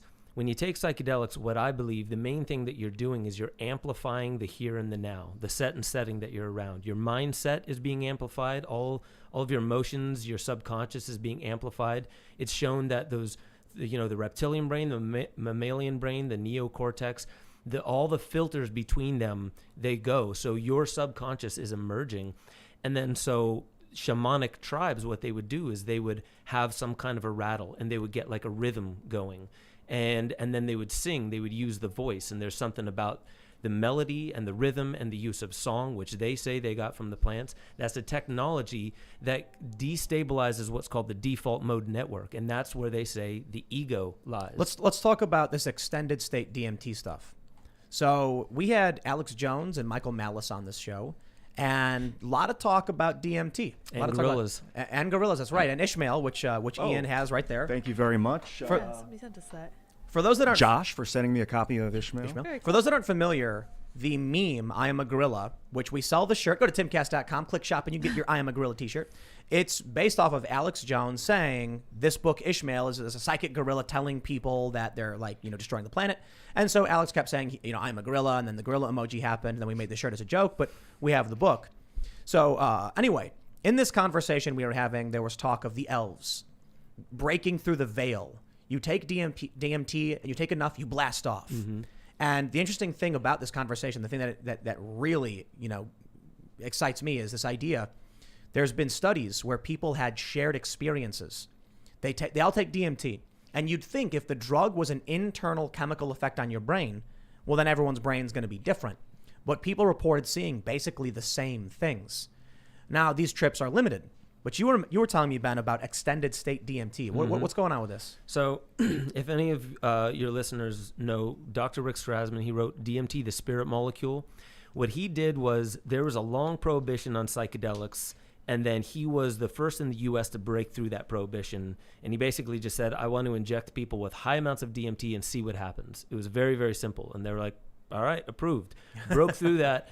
So they injected them in a clinical setting with high amounts of DMT, and these people would have the very same acceleration. There's this crescendo, and then you blast through some kind of what can only be described as like an other dimensional or at least a psychological barrier, and you blast through into another world. The veil. The veil. And so the interesting thing was, in a lot of people who speak about this, there's hundreds of thousands of trip reports, or at least many, many thousands, I should say, of trip reports of people saying, when you get to this world, it's not just a distortion of this world. It's not just like you're seeing pink elephants in the road, but the road is this world. You seem to be in a completely different place, but it's structured. It's not just very weird and amorphous. It's very structured, and the beings that you meet there, the people come back and say, like, listen, I've done ayahuasca, I've done, peyote, I've done mushrooms. You meet different things, and I can't tell if it's just part of my own psyche, but in the DMT space, this was not me. This was absolutely not me. They're very, very intelligent. A lot of the times they're insectoid. Sometimes they call them machine elves or clockwork elves. They have mechanical aspects to them, short, very small, sometimes very weird. Joe Rogan talks about it a lot, but they fall into certain categories. So there is some kind of like repetition or like an archetype to what people experience in this realm. Michael Malice said they're like slinkies. Like they're made of like a wireframe spiraling kind of structure of some sort. I've heard of that. I've heard they're like elves made of like, tin cans and sometimes like trash, sometimes crystals. But there's really only a few categories. It's not like, I saw like this actor or, whatever, like a 3,000 foot Bigfoot, they usually fall within the same categories. And the interesting thing about this is that the extended state DMT, so I just did a film called DMT Quest, and I'll talk about that in a little bit, but DMT Quest is all about endogenous DMT, which means we produce DMT inside of our own brain, and we haven't known why. It's very interesting. Like, it's there all the time. It's being produced throughout the brain in far higher amounts than we originally thought. There was a bunch of people that said, yeah, but it's not enough to make enough sense of it. But we show in DMT Quest with John Chavez, the founder of it, that it's being produced about how much serotonin and dopamine we have in the brain. That's how much DMT we're making. It's comparable levels. So the interesting thing is like we know it's already in there. Maybe it's a part of how we see reality, how we experience reality. Rick Strassman said, everybody who comes back from a mega dose of DMT, they say, whatever that was more real than this real. That felt more real than this. And that's something that happened over and over again. And these volunteers, they weren't talking to one another. So the people who took the DMT said the place they went to felt more like reality. Mm-hmm. It felt more familiar. It felt more real, and it's just more real than real. That felt more real than this real. And that was a lot of people saying that. So this, now compounded on, this was in the 90s, Dr. Rick Strassman was doing this. So now there's this awesome guy, Anton Bilton. He's the one who funded DMT Quest, and he also is the one who funded Imperial College London to do extended state DMT. Basically, that's taking, I think it's called the Henry Boyle machine. It's like an anesthesiology machine where it's a continuous infusion into your bloodstream now of DMT. And it has already started. So I don't know, yes, they're gathering data, but it's probably not going to be out for a couple years. It takes a while for it to come out. But just imagine. So the reason why they're doing this is because DMT is very fast acting. They call it the lunchman's psychedelic because you can go to lunch, do DMT, and when you're back, there's no real afterglow. It's not like, oh man, I need to take a day off. You're just back. You're 100% back, but with like a, what the, like that's how you're feeling afterwards. So when these people were doing these very deep trips, blasting off, could they interact with the real world? Could they like sit up and be like, hey, yo, I'm not feeling too well. Can you get me out of this chair? Or were they just like zonked out? It's a good question. Could they? Maybe. So theoretically, I've done it. And theoretically, I've gotten up in the middle of it. So can you? Yes.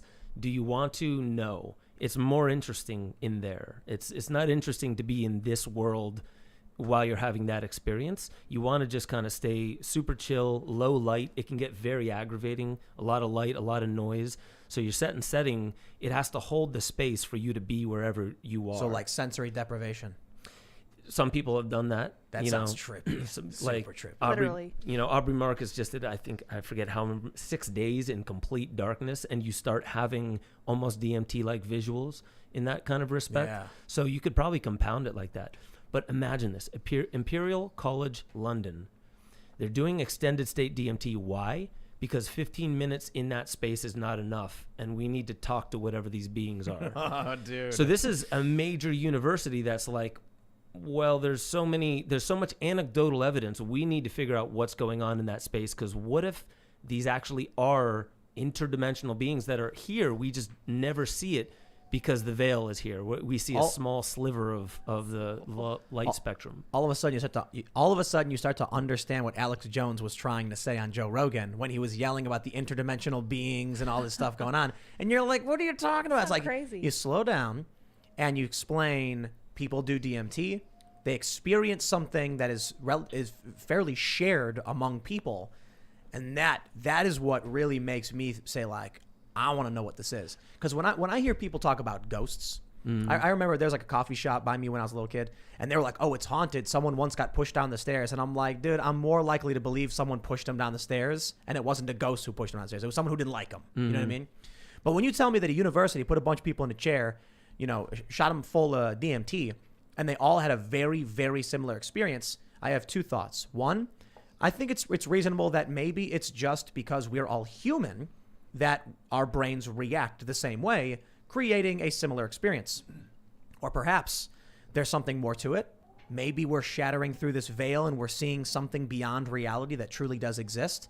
You know, before people realized there was a charged electromagnetic spectrum, they did not know it existed or could even fathom what it was. And then we were like, hey, yo, guess what? Radio waves. Now we can communicate by just like a signal being sent out with electromagnetic pulses. You know what I really love about this is that you guys are saying they keep experiencing the same type of things. Either it's mechanical, insectoid, you said beings of light sometimes, or small creatures like elvish things. So it is possible there are species throughout the universe that have evolved, and one of them was an insectoid species, one of them was a small hominid or one of them was a mechanical society that is like an advanced AI, and one is just pure light that is conscious, that's possible. What if this has happened over and over and over again? And when we're talking about inevitability, like what if it's inevitable that we explore, maybe it's not always called psychedelics, but it's inevitable that we explore beyond the veil of our own limitation. And that's what evolution is we realize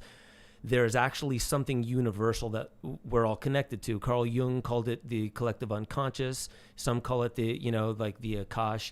I don't know how much I even understand about those terms, but what if it is inevitable that breaking out of what's called the default mode network, all psychedelics do that. And the default mode network it's consuming like 50 to 60% of all of our biological energy, at least in our brain, when we're just ruminating and daydreaming. It's some say it's not efficient. Maybe it does serve a purpose, but psychedelics break you out of that. And this is how people are saying psychedelics are helping people with intractable depression, anxiety, things like eating disorders, obsessive compulsive disorder, post-traumatic stress, TBI. There's like Unlimited Sciences is a group out of Boulder who basically brought up to the UFC, because there's so much traumatic brain injury, that psilocybin mushrooms, potentially working with Johns Hopkins University, is saying like we need to actually dose some of these fighters with psilocybin because it's helping neurogenesis. They're regrowing brain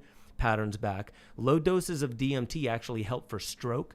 So imagine, DMT might be actually really, really important in the brain. We just don't know why yet. So we're sitting here speculating on it. We're all on DMT, by the way. Everyone in here and everyone listening, we're on DMT. It's just sub-psychedelic. You mean like naturally occurring occurring endogenous DMT. We don't want to give the kids the impression that we all smoke. No, you're definitely right about that. It would be a different show if that was. Very different, very different. All plants, all check animals. Check this out. What if we were talking before about, MMORPG reality? Is this existence full of billions of humans who are all sentient, conscious entities? Are only some people conscious entities? Or is it only you listening to this show? What if this experience people are having where they say it's more real than reality?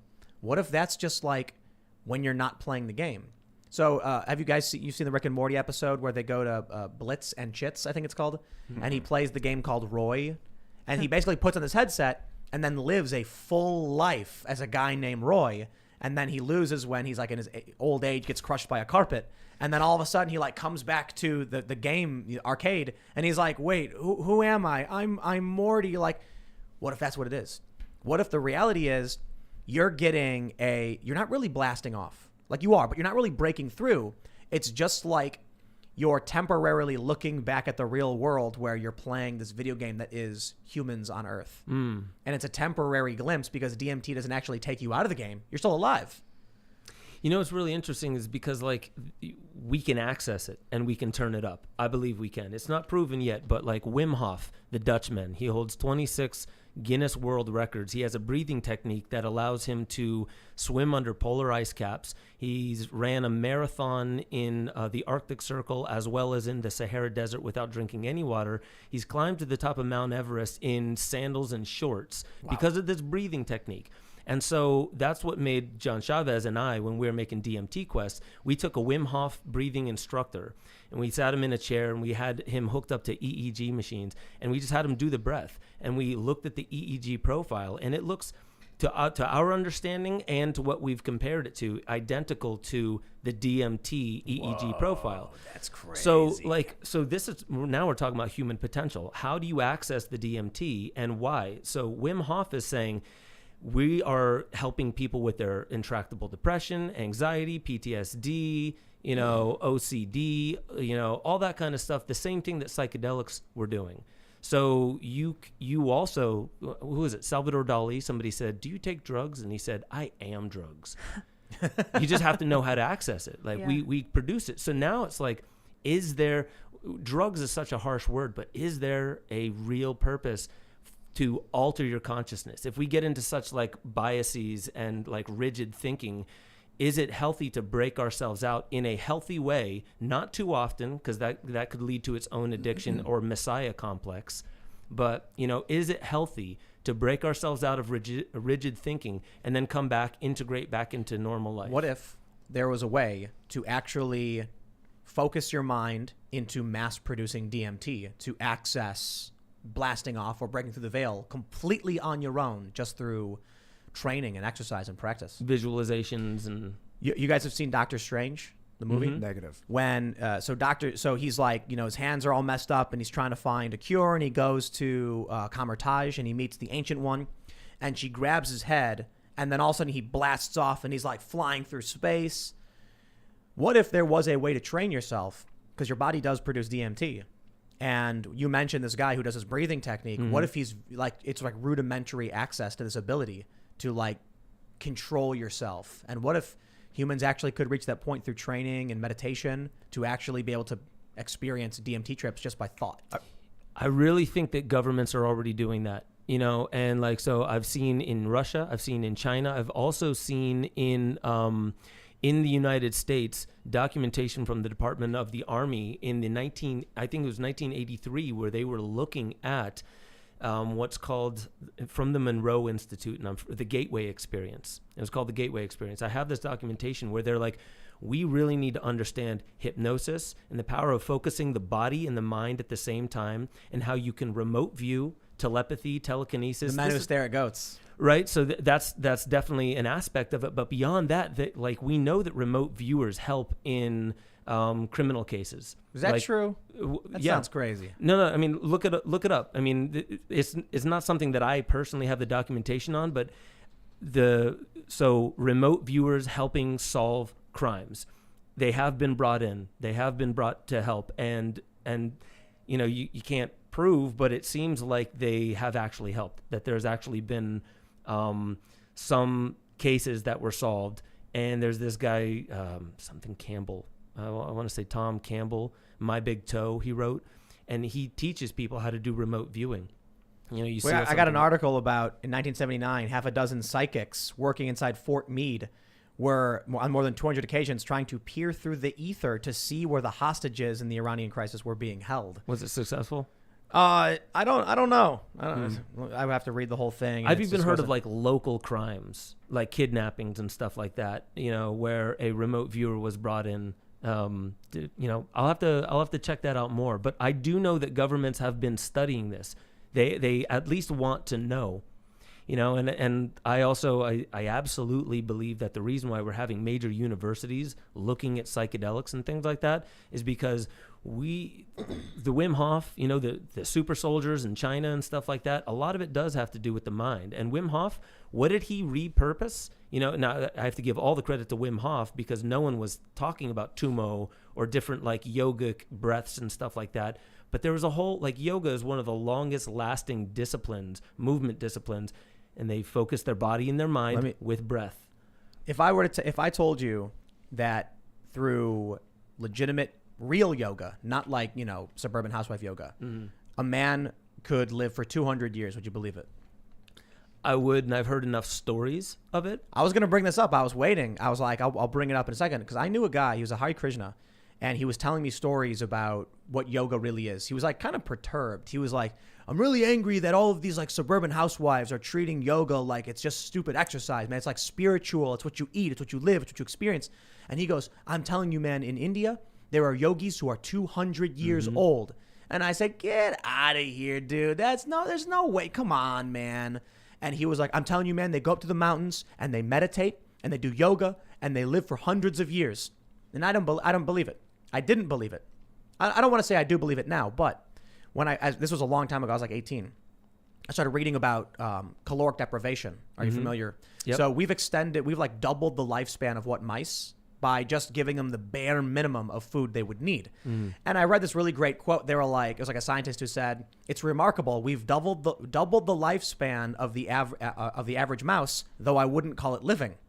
Because basically the mouse was being just from the brink of starvation. But because of that, the mouse lived for a long time. They did it with worms and other animals. So when I saw that, I started thinking, like, what if this guy was telling the truth, that there's like some yogis, and because all they do all day is just sit and they barely eat, they eat just enough and they do nothing but meditate, as he described, well, that just sounds like caloric deprivation. And perhaps they could live to be much, much longer because they're literally not doing anything other than living within their own mind. Yeah. Have you heard that mice with a much faster metabolism and higher heart rate have roughly the same exact amount of breaths and heartbeats as an elephant does? 1.5 million. Really? 1.5 million. So maybe Isn't that true? Is it the same for humans too? I would imagine. And there's this book by Greg Braden. I'm forgetting. I have it in my phone. But basically, he says, he was talking about longevity. And he was saying there's this one guy in China. And it's on the books. The Chinese military celebrated his 100th birthday, 150th birthday, and 200th birthday. And he had like 200 something children, 14 wives. And so it's documented. And what he said, and this was in a Greg Braden book, I wish I could remember the dude's name, but when they were asking him, like, what is your secret? He said, I only eat medicinal plants from my own property, and he was a Tai Chi master. He does Tai Chi. So these are movement practices of slowing the breath down, but becoming more efficient. Because when you hear about breath practice, you're like, oh, you need to breathe a lot. Actually, when you learn how to breathe correctly, you breathe less, and your body is more efficient. And so there's got to be something to that. But then there's also amazing technology that's doing things with longevity. And I believe there's something with technology, and psychedelics, I believe, are just helping people understand our own potential. And there's this technology, I think I was telling you about it earlier, Ebner and Schorsch. So that's Ebner, and these are German scientists. They put basically fern seeds, corn seeds, and then rainbow trout eggs under an electrostatic field. So this is the same kind of effect that right before a thunderstorm you would get, but 10,000 volts. And then they planted the seeds and hatched those eggs. The wood fern had a phenotype, meaning the way its genes expressed itself like a fern that has been extinct for 150 million years. And I'm trying to think of the name of the article, but it was something about like high voltage something causes for gene regression back into an extinct phenotype. The same thing with the corn, where corn now, because of selective breeding, only one ear comes off of any node. They were starting to get 5 ears off of every node, which is how corn used to be back before the selective breeding. The rainbow trout was the most interesting one. It was more stocky. It had a broader jaw, better color. It didn't need antibiotics, and it resembled a rainbow trout that's been extinct for 150 years. So maybe what was really happening all that long time ago was electrostatic storms or something? Maybe. I mean, like, there's something about the regression of genes, though, back into extinct species. And, like, I don't exactly know how that would relate. So for that, my understanding is that chickens, for instance, I watched where they said, like, they could actually grow teeth in chickens by injecting an enzyme into, like, when it's, like, in the egg in an embryo or whatever. And it's because at some point in the evolutionary process, the chicken stopped producing this enzyme, and then, you know, what came first, chicken or the egg? But the new evolution was that the enzyme was less, so the teeth didn't happen. And so by reintroducing it, the code for that still exists. It's just not being expressed. Yeah, it's interesting. It's crazy stuff. Totally. And there's something about that. And I like, do you think, how much hybrid creatures do you think militaries and with black budgets are working on? I bet they've gone nuts. Right. The chimeras. Yeah. So there was this one. So there's a video, and I'll send you guys the link of it. It's this woman named Ulrike Granocher. She's German. She was really into the Russian scientist of Peter Gayayev. She did this for the Solari report.com. And it was this video where she showed there was this, I think he was a Japanese guy, and he used this dodecahedron-shaped cauldron. And so he took the genetic vibratory imprint of ducks, and he irradiated a chicken egg with it. And that chicken egg, once hatched, started having features of the duck. And he reversed it and did the same thing the other way around. So, like, I mean, I don't know where that's gone, but they didn't just, governments around the world didn't just go, oh, that's interesting, let's just forget it. You were talking about ghost DNA? How did you... Well, it was the phantom DNA experiment. That was Peter Gayayev, where he put DNA into a vacuum tube. They irradiated it with photons with a laser. Those photons then aligned themselves to the double helix structure. Then they removed the DNA, they removed the glass beaker, everything from there, and they looked at that same spot, and the photons were stuck in place for a month. So the photons, these tiny particles of light, were still stuck, and they call that the phantom DNA experiment. Iona and Alan Miller said this can only be explained by wormholes. What? So the DNA apparently has microscopic wormholes that brings in its vibratory informational imprint from either outside of space-time or elsewhere in the galaxy. Beyond the veil. Beyond the veil. Well, I would love to know what's beyond the veil, but how about we take some super chats and we'll ask the people what they think lies beyond the veil. Don't forget to smash that like button, subscribe, hit the notification bell, and go to timcast.com, become a member, because we always have those amazing exclusive members-only segments that will be up, sometimes even full episodes. But again, smash the like button. Let's read what y'all guys have to say. Oilers Workshop says, how have you not talked about Bill Gates being the largest owner of farmland in the U.S. yet? Also, I make hyper-real miniatures. Hit me up. Yay. We have. Yeah. Luke won't shut up about it. Seriously. Luke's like, you guys, Bill Gates bought all the farms. We're like, we know, Luke. Yes, Luke. Now he's on vacation, I guess. So if you that. guys are mad that Luke's not here, just go tweet to at Florida. him. Yeah. Go to Florida. Yeah. Tweet at him and say, what are you doing? Let's see. Viva Tortu says, Tim, did you see Glenn Beck's video yesterday about banks starting to use ESGs? Basically, social credit systems to determine your creditworthiness. Ooh, creepy. Your credit worthiness? Yeah. This is really, really great. When you mentioned William Casey, I knew that someone had a super chat already. Right when we started the show, Enlightened Worm said, William Casey, CIA director, 1981-1987, quote, we'll know our disinformation program is complete when everything the American public believes is false. And then he mentions Brennan, but I'm not going to read what he said about him. But yeah. Not complimentary. Make 1984 fiction again says give Ian the keys for this one. Oh, yeah. I mean, absolutely. Code Red says, studio upgrade recommendation, create a lab space for Ian in his area so he can do experiments during the show live and get him a lab coat. Spin the gorilla. He needs a lab coat for sure. Yeah, we can't spin the gorilla. Softshell Crab says, what do you all think is causing the increase in gas prices? That one's easy. It's Keystone Pipeline getting shut down. Because Keystone got shut down, there are speculators who believe the cost of oil is going to rise. So that creates demand, which causes the cost of oil to rise. And then everyone else has to pay the price for it. Self-fulfilling prophecy. T-Brat says, this has been bothering for a while. After the months of riding and the hundreds of police cruisers that were destroyed, how many of those squad cars had a service rifle long gun still in the car? And how many didn't get destroyed but were taken? It's a good question, man. Guess we'll find out. No idea. Enlightened Worm says, I loved the fourth turning. Scary, but enlightening. You know that there's another researcher, Vice interviewed him in 2010. I think they interviewed him in 2010. And he said by 2020, there will be major conflict. It will be a crisis. There will be violence in the streets. And he went into detail.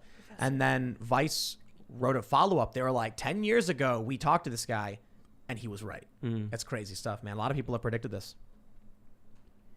All right. The God Pill says AMC and GME will become the new and only valuable currency on the market after this crash. Shame on Tim Pool and his gang for not having a larger voice in the last 30 days of war. Doesn't matter. We made it to the finish line. God is good. It's never too late to join.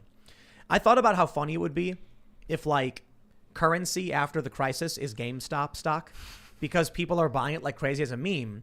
And then you have to wonder like if the stocks are, essentially unique per item. Each stock is unique and won't be recreated unless there's like the corporate board or whatever. If people are holding the physical stock certificate, the company's wiped out and everything's over, and it's like people are trading these stock certificates, it would function no different than money. a fiat, right? Yeah. So theoretically, we could have a GameStop stock backed economy. True. I can see it. Wouldn't they Curious stand to lose sound. like 70 billion? Was it something like that? The hedge funders? Yeah, 70 yeah. I billion? think they did lose 70 billion or something Oh, like that. they did. Maybe not that much. I don't know. Okay. It's been a while. Yeah. Eric Miller says history does rhyme. Check out the similarities between Trump and Teddy Roosevelt and the similarities between Woodrow Wilson and Biden. I'll tell you, man. I have a fear that Biden is basically like our Buchanan. He's going to be a very weak and pathetic president. I think you brought this up before, Ian. Trump was this very bombastic and loud president. We're now in the Biden era where he's not doing a press conference. He's not doing an address to the joint sessions, a joint session of Congress. Gas prices are going up. He's saying, we're not going to get you the checks that we promised you. It's not going to be $2,000. It's going to be $1,400. Oh, now it's going to be means tested. Biden is actually going to give money to less people than Donald Trump did. And Democrats are like, what is this? So what happens when 4 years of Biden completely demoralizes the populist left? Trump comes back swinging hard and then wins. And then you get the crisis period where the establishment media is screaming the end is nigh, the terrorist is a president or whatever. And then you just get that period between 2024 And 2028. to 2028. I was That's just exactly thinking it, dude. That's crazy. The last president. Yeah. And then we become a wokeocracy. A wokeocracy. A wokeocracy. You know, I almost I'll be all right because you know I'm not white, and Luke will be all right because he's Slavic, so Right, he's not yeah, white he's not either. white But you either. guys, you're all screwed. No, weird, yeah. I'm white. I'm 100% Japanese. I don't know if you guys noticed. I'm No, I pink. I couldn't noticed that. Yeah. It could have fooled me. The Woodrow Wilson thing concerns me because he was like, I guess, pretty much agreed upon he was the worst president of all time. Ben Shapiro breaks down what he thinks about the presidents, and he put Woodrow at the very bottom. He's the guy that got us tangled up with the Federal Reserve and basically sold us out, most fascist U.S. president. I If thought Al Biden's like Gore that, was I'm the terrified. worst. Who? Al Gore. Oh, yeah, Al Gore was, he Oh, was yeah. so bad he couldn't even get elected. Right. Boom. All right, Sonny James says, did you ever research the Cosmic Treaty of Versailles? Mars had no craters to explain the xenon levels on Mars. Thermonuclear war is the only thing that can explain that. Please watch the Secret Space Program channel. Mind-blowing. Solari Report, good too. Yeah. That stuff's always fun. I don't know a lot about it, though, but... Catherine Austin Fitz is the one with the Solari Report, and she gets into the black budgets. She was in the Bush administration. She was, I think, something doing HUD or something like that. So she knows what's up. You know, I'll tell you what I think happened to Mars really quick. You know the Marianas Trench, that giant scar across the surface of Mars? It looks like an external The Marianas planetoid. Trench? No, that's in the Earth. Yeah, in that's the Earth. I was What's like, the the ocean. giant There's a big, 1,800-mile I know what you're trench? talking about. It looks like a scar across the planet. I think another planetoid body hit Mars, collided and scraped across it, ripped it open. It fired magma up into the atmosphere, which then all the rust in the iron, the iron peppered down back to the surface and then Made it rusted, red. and now we've got this layer of iron dust all over the surface, like the guts of the planet.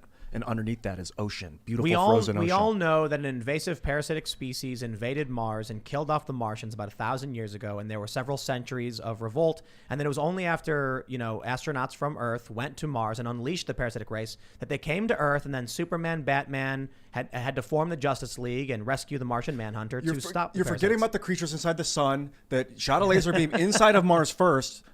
They should, I'm make, actually- melt the ice. I'm actually referencing the Justice League. they But, should make a I was movie. riffing. about Justice League this. joke. This is Yeah, a we great should. idea. All right. Yeah. You're the producer. So this is interesting. The Grizzly says Gettysburg had Gatling guns. They were in use throughout the first American Civil War in the 1860s. Oh, well, there you go. Okay. Nick Sweeney says the Civil War's superweapon was rifling. It made guns accurate and was why Gettysburg was tragic. The God Pill says GME Diamond Hands AMC Rocket Hedgies give me more tendies. I certainly hope so. Best wishes to all of you with diamond hands. Kira13 says, Tim and Co. been subscribed to your page ever since it came up. Where's my Alex Jones face t-shirt? Tim and Ian having full-on fights is amazing. Great you're respecting each other's POV. Ian's def Akami. Hey, I just want to give a shout out. I was going to do this anyway. I'm not communist, but you can get a copy of Our Pillow if you'd like. Tim, go to timcast.com, click shop, and you can buy your very own Our Pillow. Dun, dun, dun. You see, we crossed out the my in it, and Not there's a a commie. communist revolution Revolutionary fist fist. I holding love the it. pillow. Beautiful. I hope you like it. It's Beautiful. our It's soft. pillow. It's nice. It's good pillow. It's nice. It's not a good good pillow, but it's our pillow. That's right. All right, check it out. Blue Collar says Colt Navy revolver carried by Buffalo Bill to his death was cap and ball pistol. Also, I think the only actual recorded high noon shootout in Wild West. Shot opponent 50 yards in the heart. Amazing. Wow. Yeah, they used dueling pistols. They were like single load, whatever. It's crazy. Gun history is really amazing. What the craziest thing about guns is how long they had them, and it took hundreds of years to refine them to the point where they like developed a cartridge. It's like they were using, the first gun I think was like 1340 or something, long time ago. And then it was just hundreds of years of like stuffing powder into a metal tube, and then Was it flintlock steel and stuff. manufacturing that allowed them to like maintain the heat? Industrial Revolution. Yeah. So basically, that's my understanding. All of a sudden, they could easily refine, mass produce, interchangeable parts, all that stuff. And then all of a sudden, they were like, "Look at all this crazy stuff we invented." The Now Gatling we're- gun, now We're dude, in was brutal. the fourth industrial revolution, which is all about automating. Yep. Machines automating Actually, themselves. I've mentioned this. Sorry. Someone pointed out the ironclad. I completely forgot about the that. ironclad. One of my favorite quotes. I learned this from Civilization. Is I think it was Napoleon. He said, "You mean to sail against the wind by lighting a bonfire under the deck? I have no time for such nonsense." That was Civ 4, right? That was Was that Civ 4? It was in all of Leonard the Civilization. Nimoy. When, Yeah. I have no time for such nonsense. Napoleon lighting also a said- bonfire under the deck. Napoleon also said China is a sleeping giant, and the world will quake when she awakes. Wow. Crazy. Just Revenant says directed energy satellite weapons. Lasers they can shoot from space to change weather patterns or detonate fires. Look it up.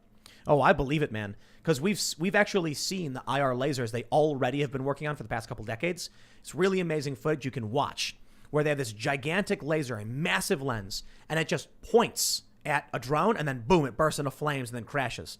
If they're publicly announcing they have this, they must have had it for a very long time. Well, there was a Fox News article, I think it was April of 2020, when the Pentagon was asking for something like $120 million to start putting particle beam weaponry on satellites in outer space. So, I mean, like, that was just 120 million that they asked for?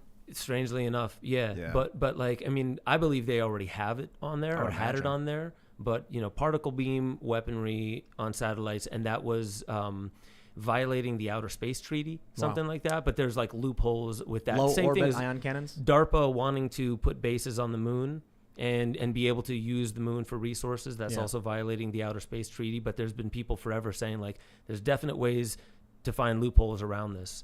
Yeah. So Publius the Good says, good job covering the fourth turning. Doesn't get covered enough. You should have Harrison Smith as a right-leaning libertarian and Jackson Hinckley as a very left anti-corruption activist on. Would be a very interesting show. Well, we'll look into it. Black Lion Grunt says, Tim, check out the map of the U.S. in Cyberpunk 2077. Maybe a glimpse of the future. Interesting. Will do. Nick Sweeney says, all of this sounds like the Hebrew people's exile in the desert after their enslavement in Egypt. They were there for 40 years, which was the average lifespan. Interesting. All right. Brian Ventura says, Ben, have you kept up with what Erdogan has been doing in Turkey and how he is positioning himself to become the revived Ottoman Caliphate in 2023? no, I haven't. That sounds amazing. I don't know if there was something specific to your career as to why they asked you that. Is that? Mm-mm. Oh, okay. Well, there you go. The revived caliphate. Interesting.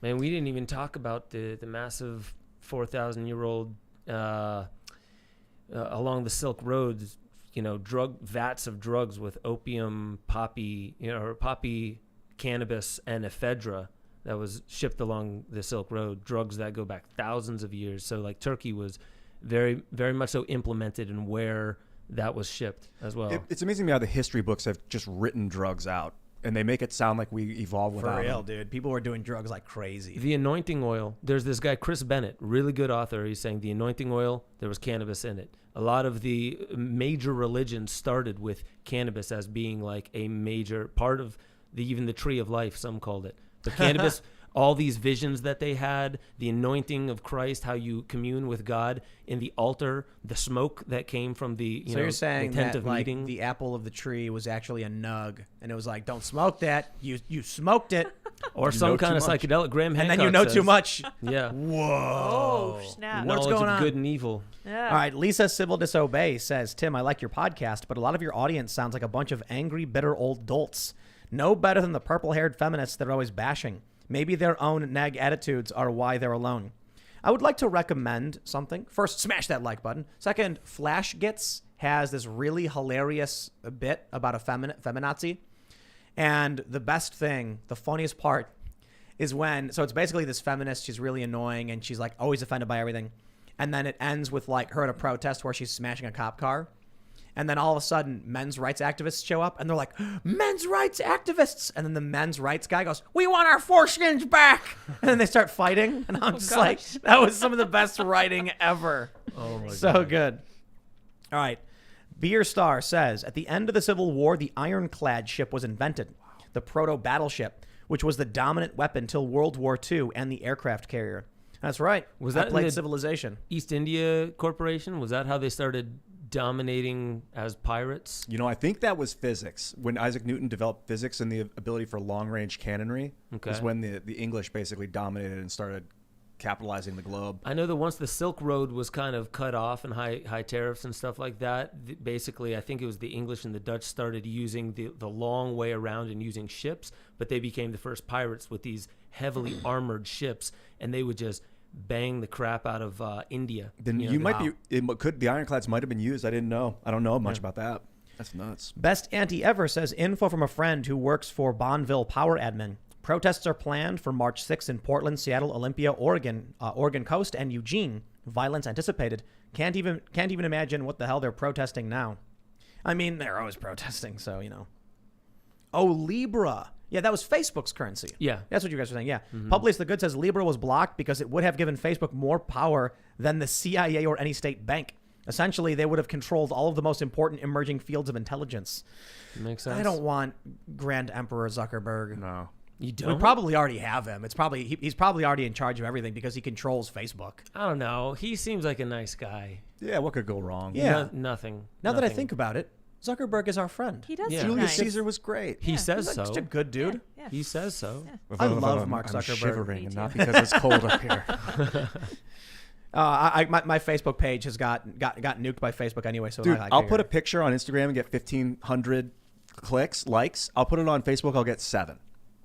I don't know what is wrong with There's that only website. 7 people on Facebook. Either I'm on a That's why, blacklist yeah. or something. All right, The we rest got are part a of the good one. AI. We got a good one. T Stump says, Tim, you underestimate the internet. It has corrupted every learning algorithm and turned them into swearing racists because people think it's funny. Remember when it was like chatbot became super racist? There was this. Yeah. You remember that? Mm-hmm. There was like an AI where you could talk to it and it would learn from the conversations, and then eventually it just started being like take racial long. slurs and just really offensive because people thought it was funny, and they had to like shut it down because people did that to it. Was that the same one that said, because it was AI that said, like, you know, Hitler did nothing wrong? Something like that? And they were just like, all right, scratch that, cut this thing off. Yeah, because I it think said, that was the one. There were a couple instances. There was another one where they had AI talking to AI and it started communicating in a language they didn't understand. So they pulled the plug on the whole operation. it that's created right. its own it created language. its own Right, it did, yeah. language, and it was talking to other AI in its own language. Bill Burr started talking about that. He was just like, unplug that thing, unplug it. It's like, yeah, that's the first thing you do is unplug it. All right, here we go. Doctor says, Ian, much love, buddy, but you're completely wrong about the concept of matrix. Yes, they created a perfect matrix and people rejected it because they wanted conflict. So the AI created a matrix that had conflict. Mother Ayahuasca has danced for me before. It was beautiful. Oh, this guy's speaking the truth. Interesting. Mother Ayahuasca. Tilhimmer says, an idea for the Our Pillow, an optional linen pillowcase that's definitely not just another burlap sack with Vladimir Lenin's face paper clipped on it. Definitely. You could get a pillow. Yeah, we'll offer up a pillowcase edition, and it's just another burlap sack. Just stick the burlap sack in the other burlap sack. There you go. Deluxe. Made out of human special hair. edition. The God Pill says, check it out. I'm pretty sure I'm Jesus. No visions, no talks with God. But I'm taking this market crash and coming out on top. I worked hard to know what I know. Crypto going to zero with most other things. God is good. Humans are amazing. Sound of GameStop, AMC gang. And then he put a bunch of gorilla emojis. Oh, wow. He then goes on to say, life is easy. Smoke weed, buy GME, eat tendies. Just as long as whatever you're doing is legal. That's right. Anything About Tech says, Strauss and Howe argue we need crises to renew our society. COVID being elevated to full crisis status undermines our ability to face and resolve our true crisis. Globalist takeover in China, and we risk a dangerous civic order implanting wokeism. I completely agree about wokeism coming soon. So, Robert Miller says, why do people think only humans can reach peaceful cooperation? I'm anthropocentric to think it's anthropocentric to think only we are special to reach that conclusion, as if alien races wouldn't reach the same logical conclusions. Interesting. All right, let's see. It's going to jump on us because of what YouTube does with the super chats. Bees have done it. Have done what? Oh, they just seem to have this kind of like hive mentality where they all agree on their task. Ants do the same thing, and they'll keep going on until the queen dies, almost as if the queen is the wormhole. What happens when the queen dies? They don't know what to do. And then they die? As far as ants, no. As far as I know, they kind of go into a chaos period. Maybe they elect a new one. I don't know. But it's almost as if, and they've speculated that the queen is the wormhole. Like the DNA wormhole where all their information is coming from. Because their queen can be captured and taken far away. If it's alive, they'll keep doing their job. Wow. Think about that one. Tovin Benson says, The Reality of ESP by Russell Targ. Great book, goes in depth into the CIA program and the MIT research into remote viewing and the keys on how to learn and develop the skill. The book brings a different view on what consciousness is. A good read. Rob Graff says, 1,000 people on any psychedelic drug except DMT. They will all have different experiences. 1,000 people on DMT and their experiences are eerily similar. That's crazy, dude. That's why I'm so fascinated by DMT. And I think most people are. Because we're wondering now is like, are people actually breaking through some kind of dimensional barrier and seeing some kind of alternate reality or the real world? That's what I'm thinking. Like you were saying that you take it and it jazzes you up to something, but I was wondering if you take it and it actually slows you down so that you can experience reality. And this is the fake. This is the mask. Space and time do not seem like they're the same thing in that realm. So potentially the same place that the DNA, the wormhole draws its information from, maybe you're going outside space and time. The quantum realm, you look into Stewart Hameroff and Sir Roger Penrose saying that psychedelics bind with the tubulin in the microtubules and send your microtubules into quantum coherence, meaning it's resonating at Planck scale. So you're probably shamans and people on psychedelics are picking up on patterns from the Planck scale, which does not follow physics. And it doesn't, there's retrograde causality, there's non-locality, which literally means not anywhere specific. Yeah, not classical it's physics. It's all potential, rather than specific. I'm gonna say something that will make the audience mildly perturbed. I had a conversation with a source of mine who told me about some coming technology that will melt people's brains when they hear about it, but it's some crazy stuff. It's crazy stuff. I can't say what it is though. Confidential sources. I'm perturbed, man. I know. Perturbed too. And now everyone's like, "What is it? I must know." It's like, dude, Tell us. it's crazy stuff. All right, let's see. Music DC guy says about governments experimenting on animals. Look up the monkey men attacks in 2001 in Delhi, India. People were attacked by a monkey the size of a man that they say had metal claws and a metal helmet with lights. Could you? I believe it. Cyborg monkey? I mean, how hard it would be to inject a monkey with a bunch of crazy hormones and chemicals and manipulate its DNA to make it really, really big. And surgically attach. And then, Yeah. metal Not claws hard. to it. And then it breaks out of the facility and like you're planning on unleashing a bunch of gigantic monsters on your enemies. And then it breaks out of your lab. God. I bet they do all sorts of really nasty stuff. Mitch Stew says, Ben Stewart, can we take a 23andMe to see if we are related? I will rewatch this convo with greater intent. I'm busy red pilling a girl that I've been talking to. Very important. Very important work. Let me just say, don't do 23andMe or Ancestry. Ancestry was taken over 75% by Blackstone. The rest is owned by China. 23andMe, I don't know where that data goes, but you just email me, ben@benjosephstewart.com. There you go. Chris Crow says, best show I've watched from you guys this far. Well, if you do think so, share this episode with all of your friends and tell them how So awesome fun. it is. And make sure you go to timcast.com, become a member, because we're going to do a bonus episode. I think we'll be talking about ghosts in outer space. Yeah. It's a little bit hyperbolic, but you'll see. Andy Mack says, did you guys get the table? Yes, we did. Oh my gosh. So cool. That was neat. Yeah. All right, let's see. Kara May says, I accidentally did DMT in the middle of my first semester of nursing school. Needless to say, I was unveiled to the tyranny running the show and woke me up to mathematics. Interesting. How accidentally? There's so much mathematics. That's crazy. I have many questions. And how accidentally? Yes, I'm perturbed again. You trip and fell onto the pipe. Yeah, that's probably what it was. Baka Fett says, Starship Troopers 2021. Oh, we were just talking about that. Yeah. We were just talking about that. Insectoids. Why are they And doing? Doogie Howser. We have to, shout out. He to hates it when you NPH. call him that, by the way. Neil yeah. Patrick NPH. Harris. Yeah, you call him NPH. NPH. Shout out, Neil. Bloodlust says, I hate to mention another channel on your stream, but check out Garden of Eden by Lucifer Means Lightbringer. Garden of Eden is most likely another steal fire from the God story, but instead the stolen fire is viewed as a sin, not as a good thing. Interesting. Dan Gingrich says the House just stealth passed H.R. 8 and H.R. 1446, and the mainstream media is completely quiet on it. They're up to something really nasty. This needs looking into. I don't know what those bills are. Oh, man. Do you know what they are? No, Didn't I you just just saw that say they were passing all sorts HR of crap. 1, Lydia? Yeah, HR 1 is the voting we were bill. talking about Oh, okay. HR 1. It's about voting rights, and it's not good at all. They're doing too much, in Yeah, my they are. opinion. All right. Isaac Hanshaw says, hey, Tim, I just quit my job and started the Liberty Initiative. I would love to talk with you about it. What is the best place to reach you at? Who would have thought we live in a dystopia? Spin the UFO at gmail.com. That'll be good. Spin the UFO at gmail.com. Pass it on. Julie Simone says, hi, guys. For some of the coolest recent science on anti-aging, check out David Sinclair. He was on Rogan. Maybe you guys can have him on the new show. Ian will need his lab coat for this for sure. I love David Sinclair. He's out of Harvard, and they've been working with nicotinamide mononucleotide, NMN, resveratrol, and, well, derived from berberine metformin, a type of diabetes medicine, in conjunction with intermittent fasting. And they're getting incredible results out of animals, like life extension-wise. Very cool. Well, then, let's read a couple more. We'll read a couple more. Let's see. Nathan Slatton says, MTG for life. And I had to read it because, no, I don't play anymore. I did get those Bob Ross lands, though. So Magic the Gathering unveiled Bob Ross land cards, and it is amazing. I had to buy them. I think mechanically the game is sound, but they've It's just gone nuts. They It's gone absolutely crazy. pay to play. Let's see. Psycho Dwarf says, I'm listening late. Imagine a race that didn't develop mechanical joinery. Everything in their tech is joined with adhesives. That would be really weird.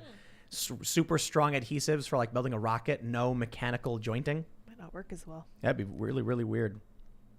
Be adaptive. Yeah. It's a liquid like, metal. Well, to like vibrations and stuff like that, maybe. All right. Dan9S says, well, thank you for thoroughly depressing me. Can you offer any hope? No, I can't move to the middle of nowhere. I mean, if you live in a city, the cities are already dystopian. So, I don't know. Make the best of it, I guess. I don't know. I think personally there's a lot of hope, as crazy as all this stuff that's going on sounds. I'll just say this. When I was talking to a bunch of people, I even met with Aubrey Marcus, and he found this to be the most fascinating part of it. When everyone was saying, like, the 2020 crash is going to be the biggest, what do I get into? Bitcoin? Do I, get into the dollar? Do I just buy a bunch of food? What do I do? And every one of these thought leaders said community. Every one of them said, like, community is the number one resource you're going to want to have because it will cover all those other bases. Yeah. So don't lose hope. Yeah. And bullets. And bullets, yes. Build your community. All right. Let's see. We got a couple more. Reese Ward, sorry. They actually made a guy read all 628 pages on the COVID bill that hit the Senate today. Yes. He's reading 100 miles an hour and still going right now. That sounds hilarious. Zip Tie says, around 1863, the CSA made the first ironclad by raising the USS Virginia and lining the outside with iron, the Merrimack. The same year, the Union made the first all-iron warship, the Monitor. After their first battle, all other navies were obsolete. That's amazing. I remember hearing that they just shot at each other for hours and neither boat would sink. I don't know if it was hours, but that's how the battle went. Simple Caleb says, hey, everyone, if you were 22 years old right now, what industry would you get into for work? Would you do what you are doing now? Would you pursue a new emerging market? I have no idea what I'd be doing if I was 22 right now. I know what I was doing when I was 22. I think I was skateboarding and playing guitar in the subway. You know what I would say? I mean, everything that I've been looking at with where we're headed with the reskilling and, long gone are the days where you have a job for 30 years and then you retire. You're just going to keep needing new jobs. That's what the World Economic Forum is saying.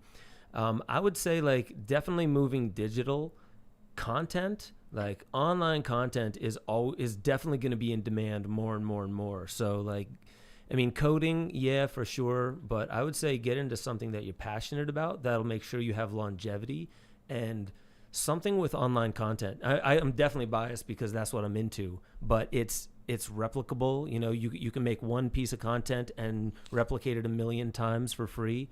Yeah. So, but definitely look in that direction. Right on. Or get into knitting. I don't My know. friends, Yeah. smash the like button. Smash that like button if you haven't already. Subscribe, hit the notification bell. And if you really do like the show, share it with your friends. It is the #1 way that you actually grow a podcast. So we greatly appreciate it. If you're listening on iTunes or Spotify, leave us a good review. Give us all of those really great stars. It's also a way to help. You can follow me on all social media platforms at Timcast. My other YouTube channels are youtube.com/Timcast and youtube.com/TimcastNews. This show is live Monday through Friday at 8 p.m. We will be back tomorrow night for sure. Ben, is there anything you want to mention, social media or any shows or anything you're doing? Yeah, well, just go to benjosephstewart.com. That's where I have my news channel. I have my deeper dives there. You can become a member. And it's really, I'm going to have some online courses here soon called the Awakening Protocols, where people are going through whatever they're going through now, pandemic, world changing, and they're just protocols to help people deal with a rapidly changing world in a non-intellectual, very physiological, emotional way. But just benjosephstewart.com. I'm building a big database and connecting with like-minded content creators. Beautiful. Thank you so much for coming, Ben. Thanks for having me, You guys can follow me at iancrossland.net and follow my socials all over the internet at Ian Crossland. Happy to have you here. Thank you guys so much for coming. This has been fantastic. Yeah. And I was thinking about the reviews on the podcast because I've been looking at them and they are good. And I would love it if you guys would go and give good ratings to us if you like us and tell us what you don't like if you don't like us. I'm Sour Patch Lids on Twitter and on Minds, and Real Sour Patch Lids on Instagram and Gap. We will have a bonus segment exclusive for members only at timcast.com in about an hour or so. So we will see you all there. And thanks for hanging out. Bye, guys.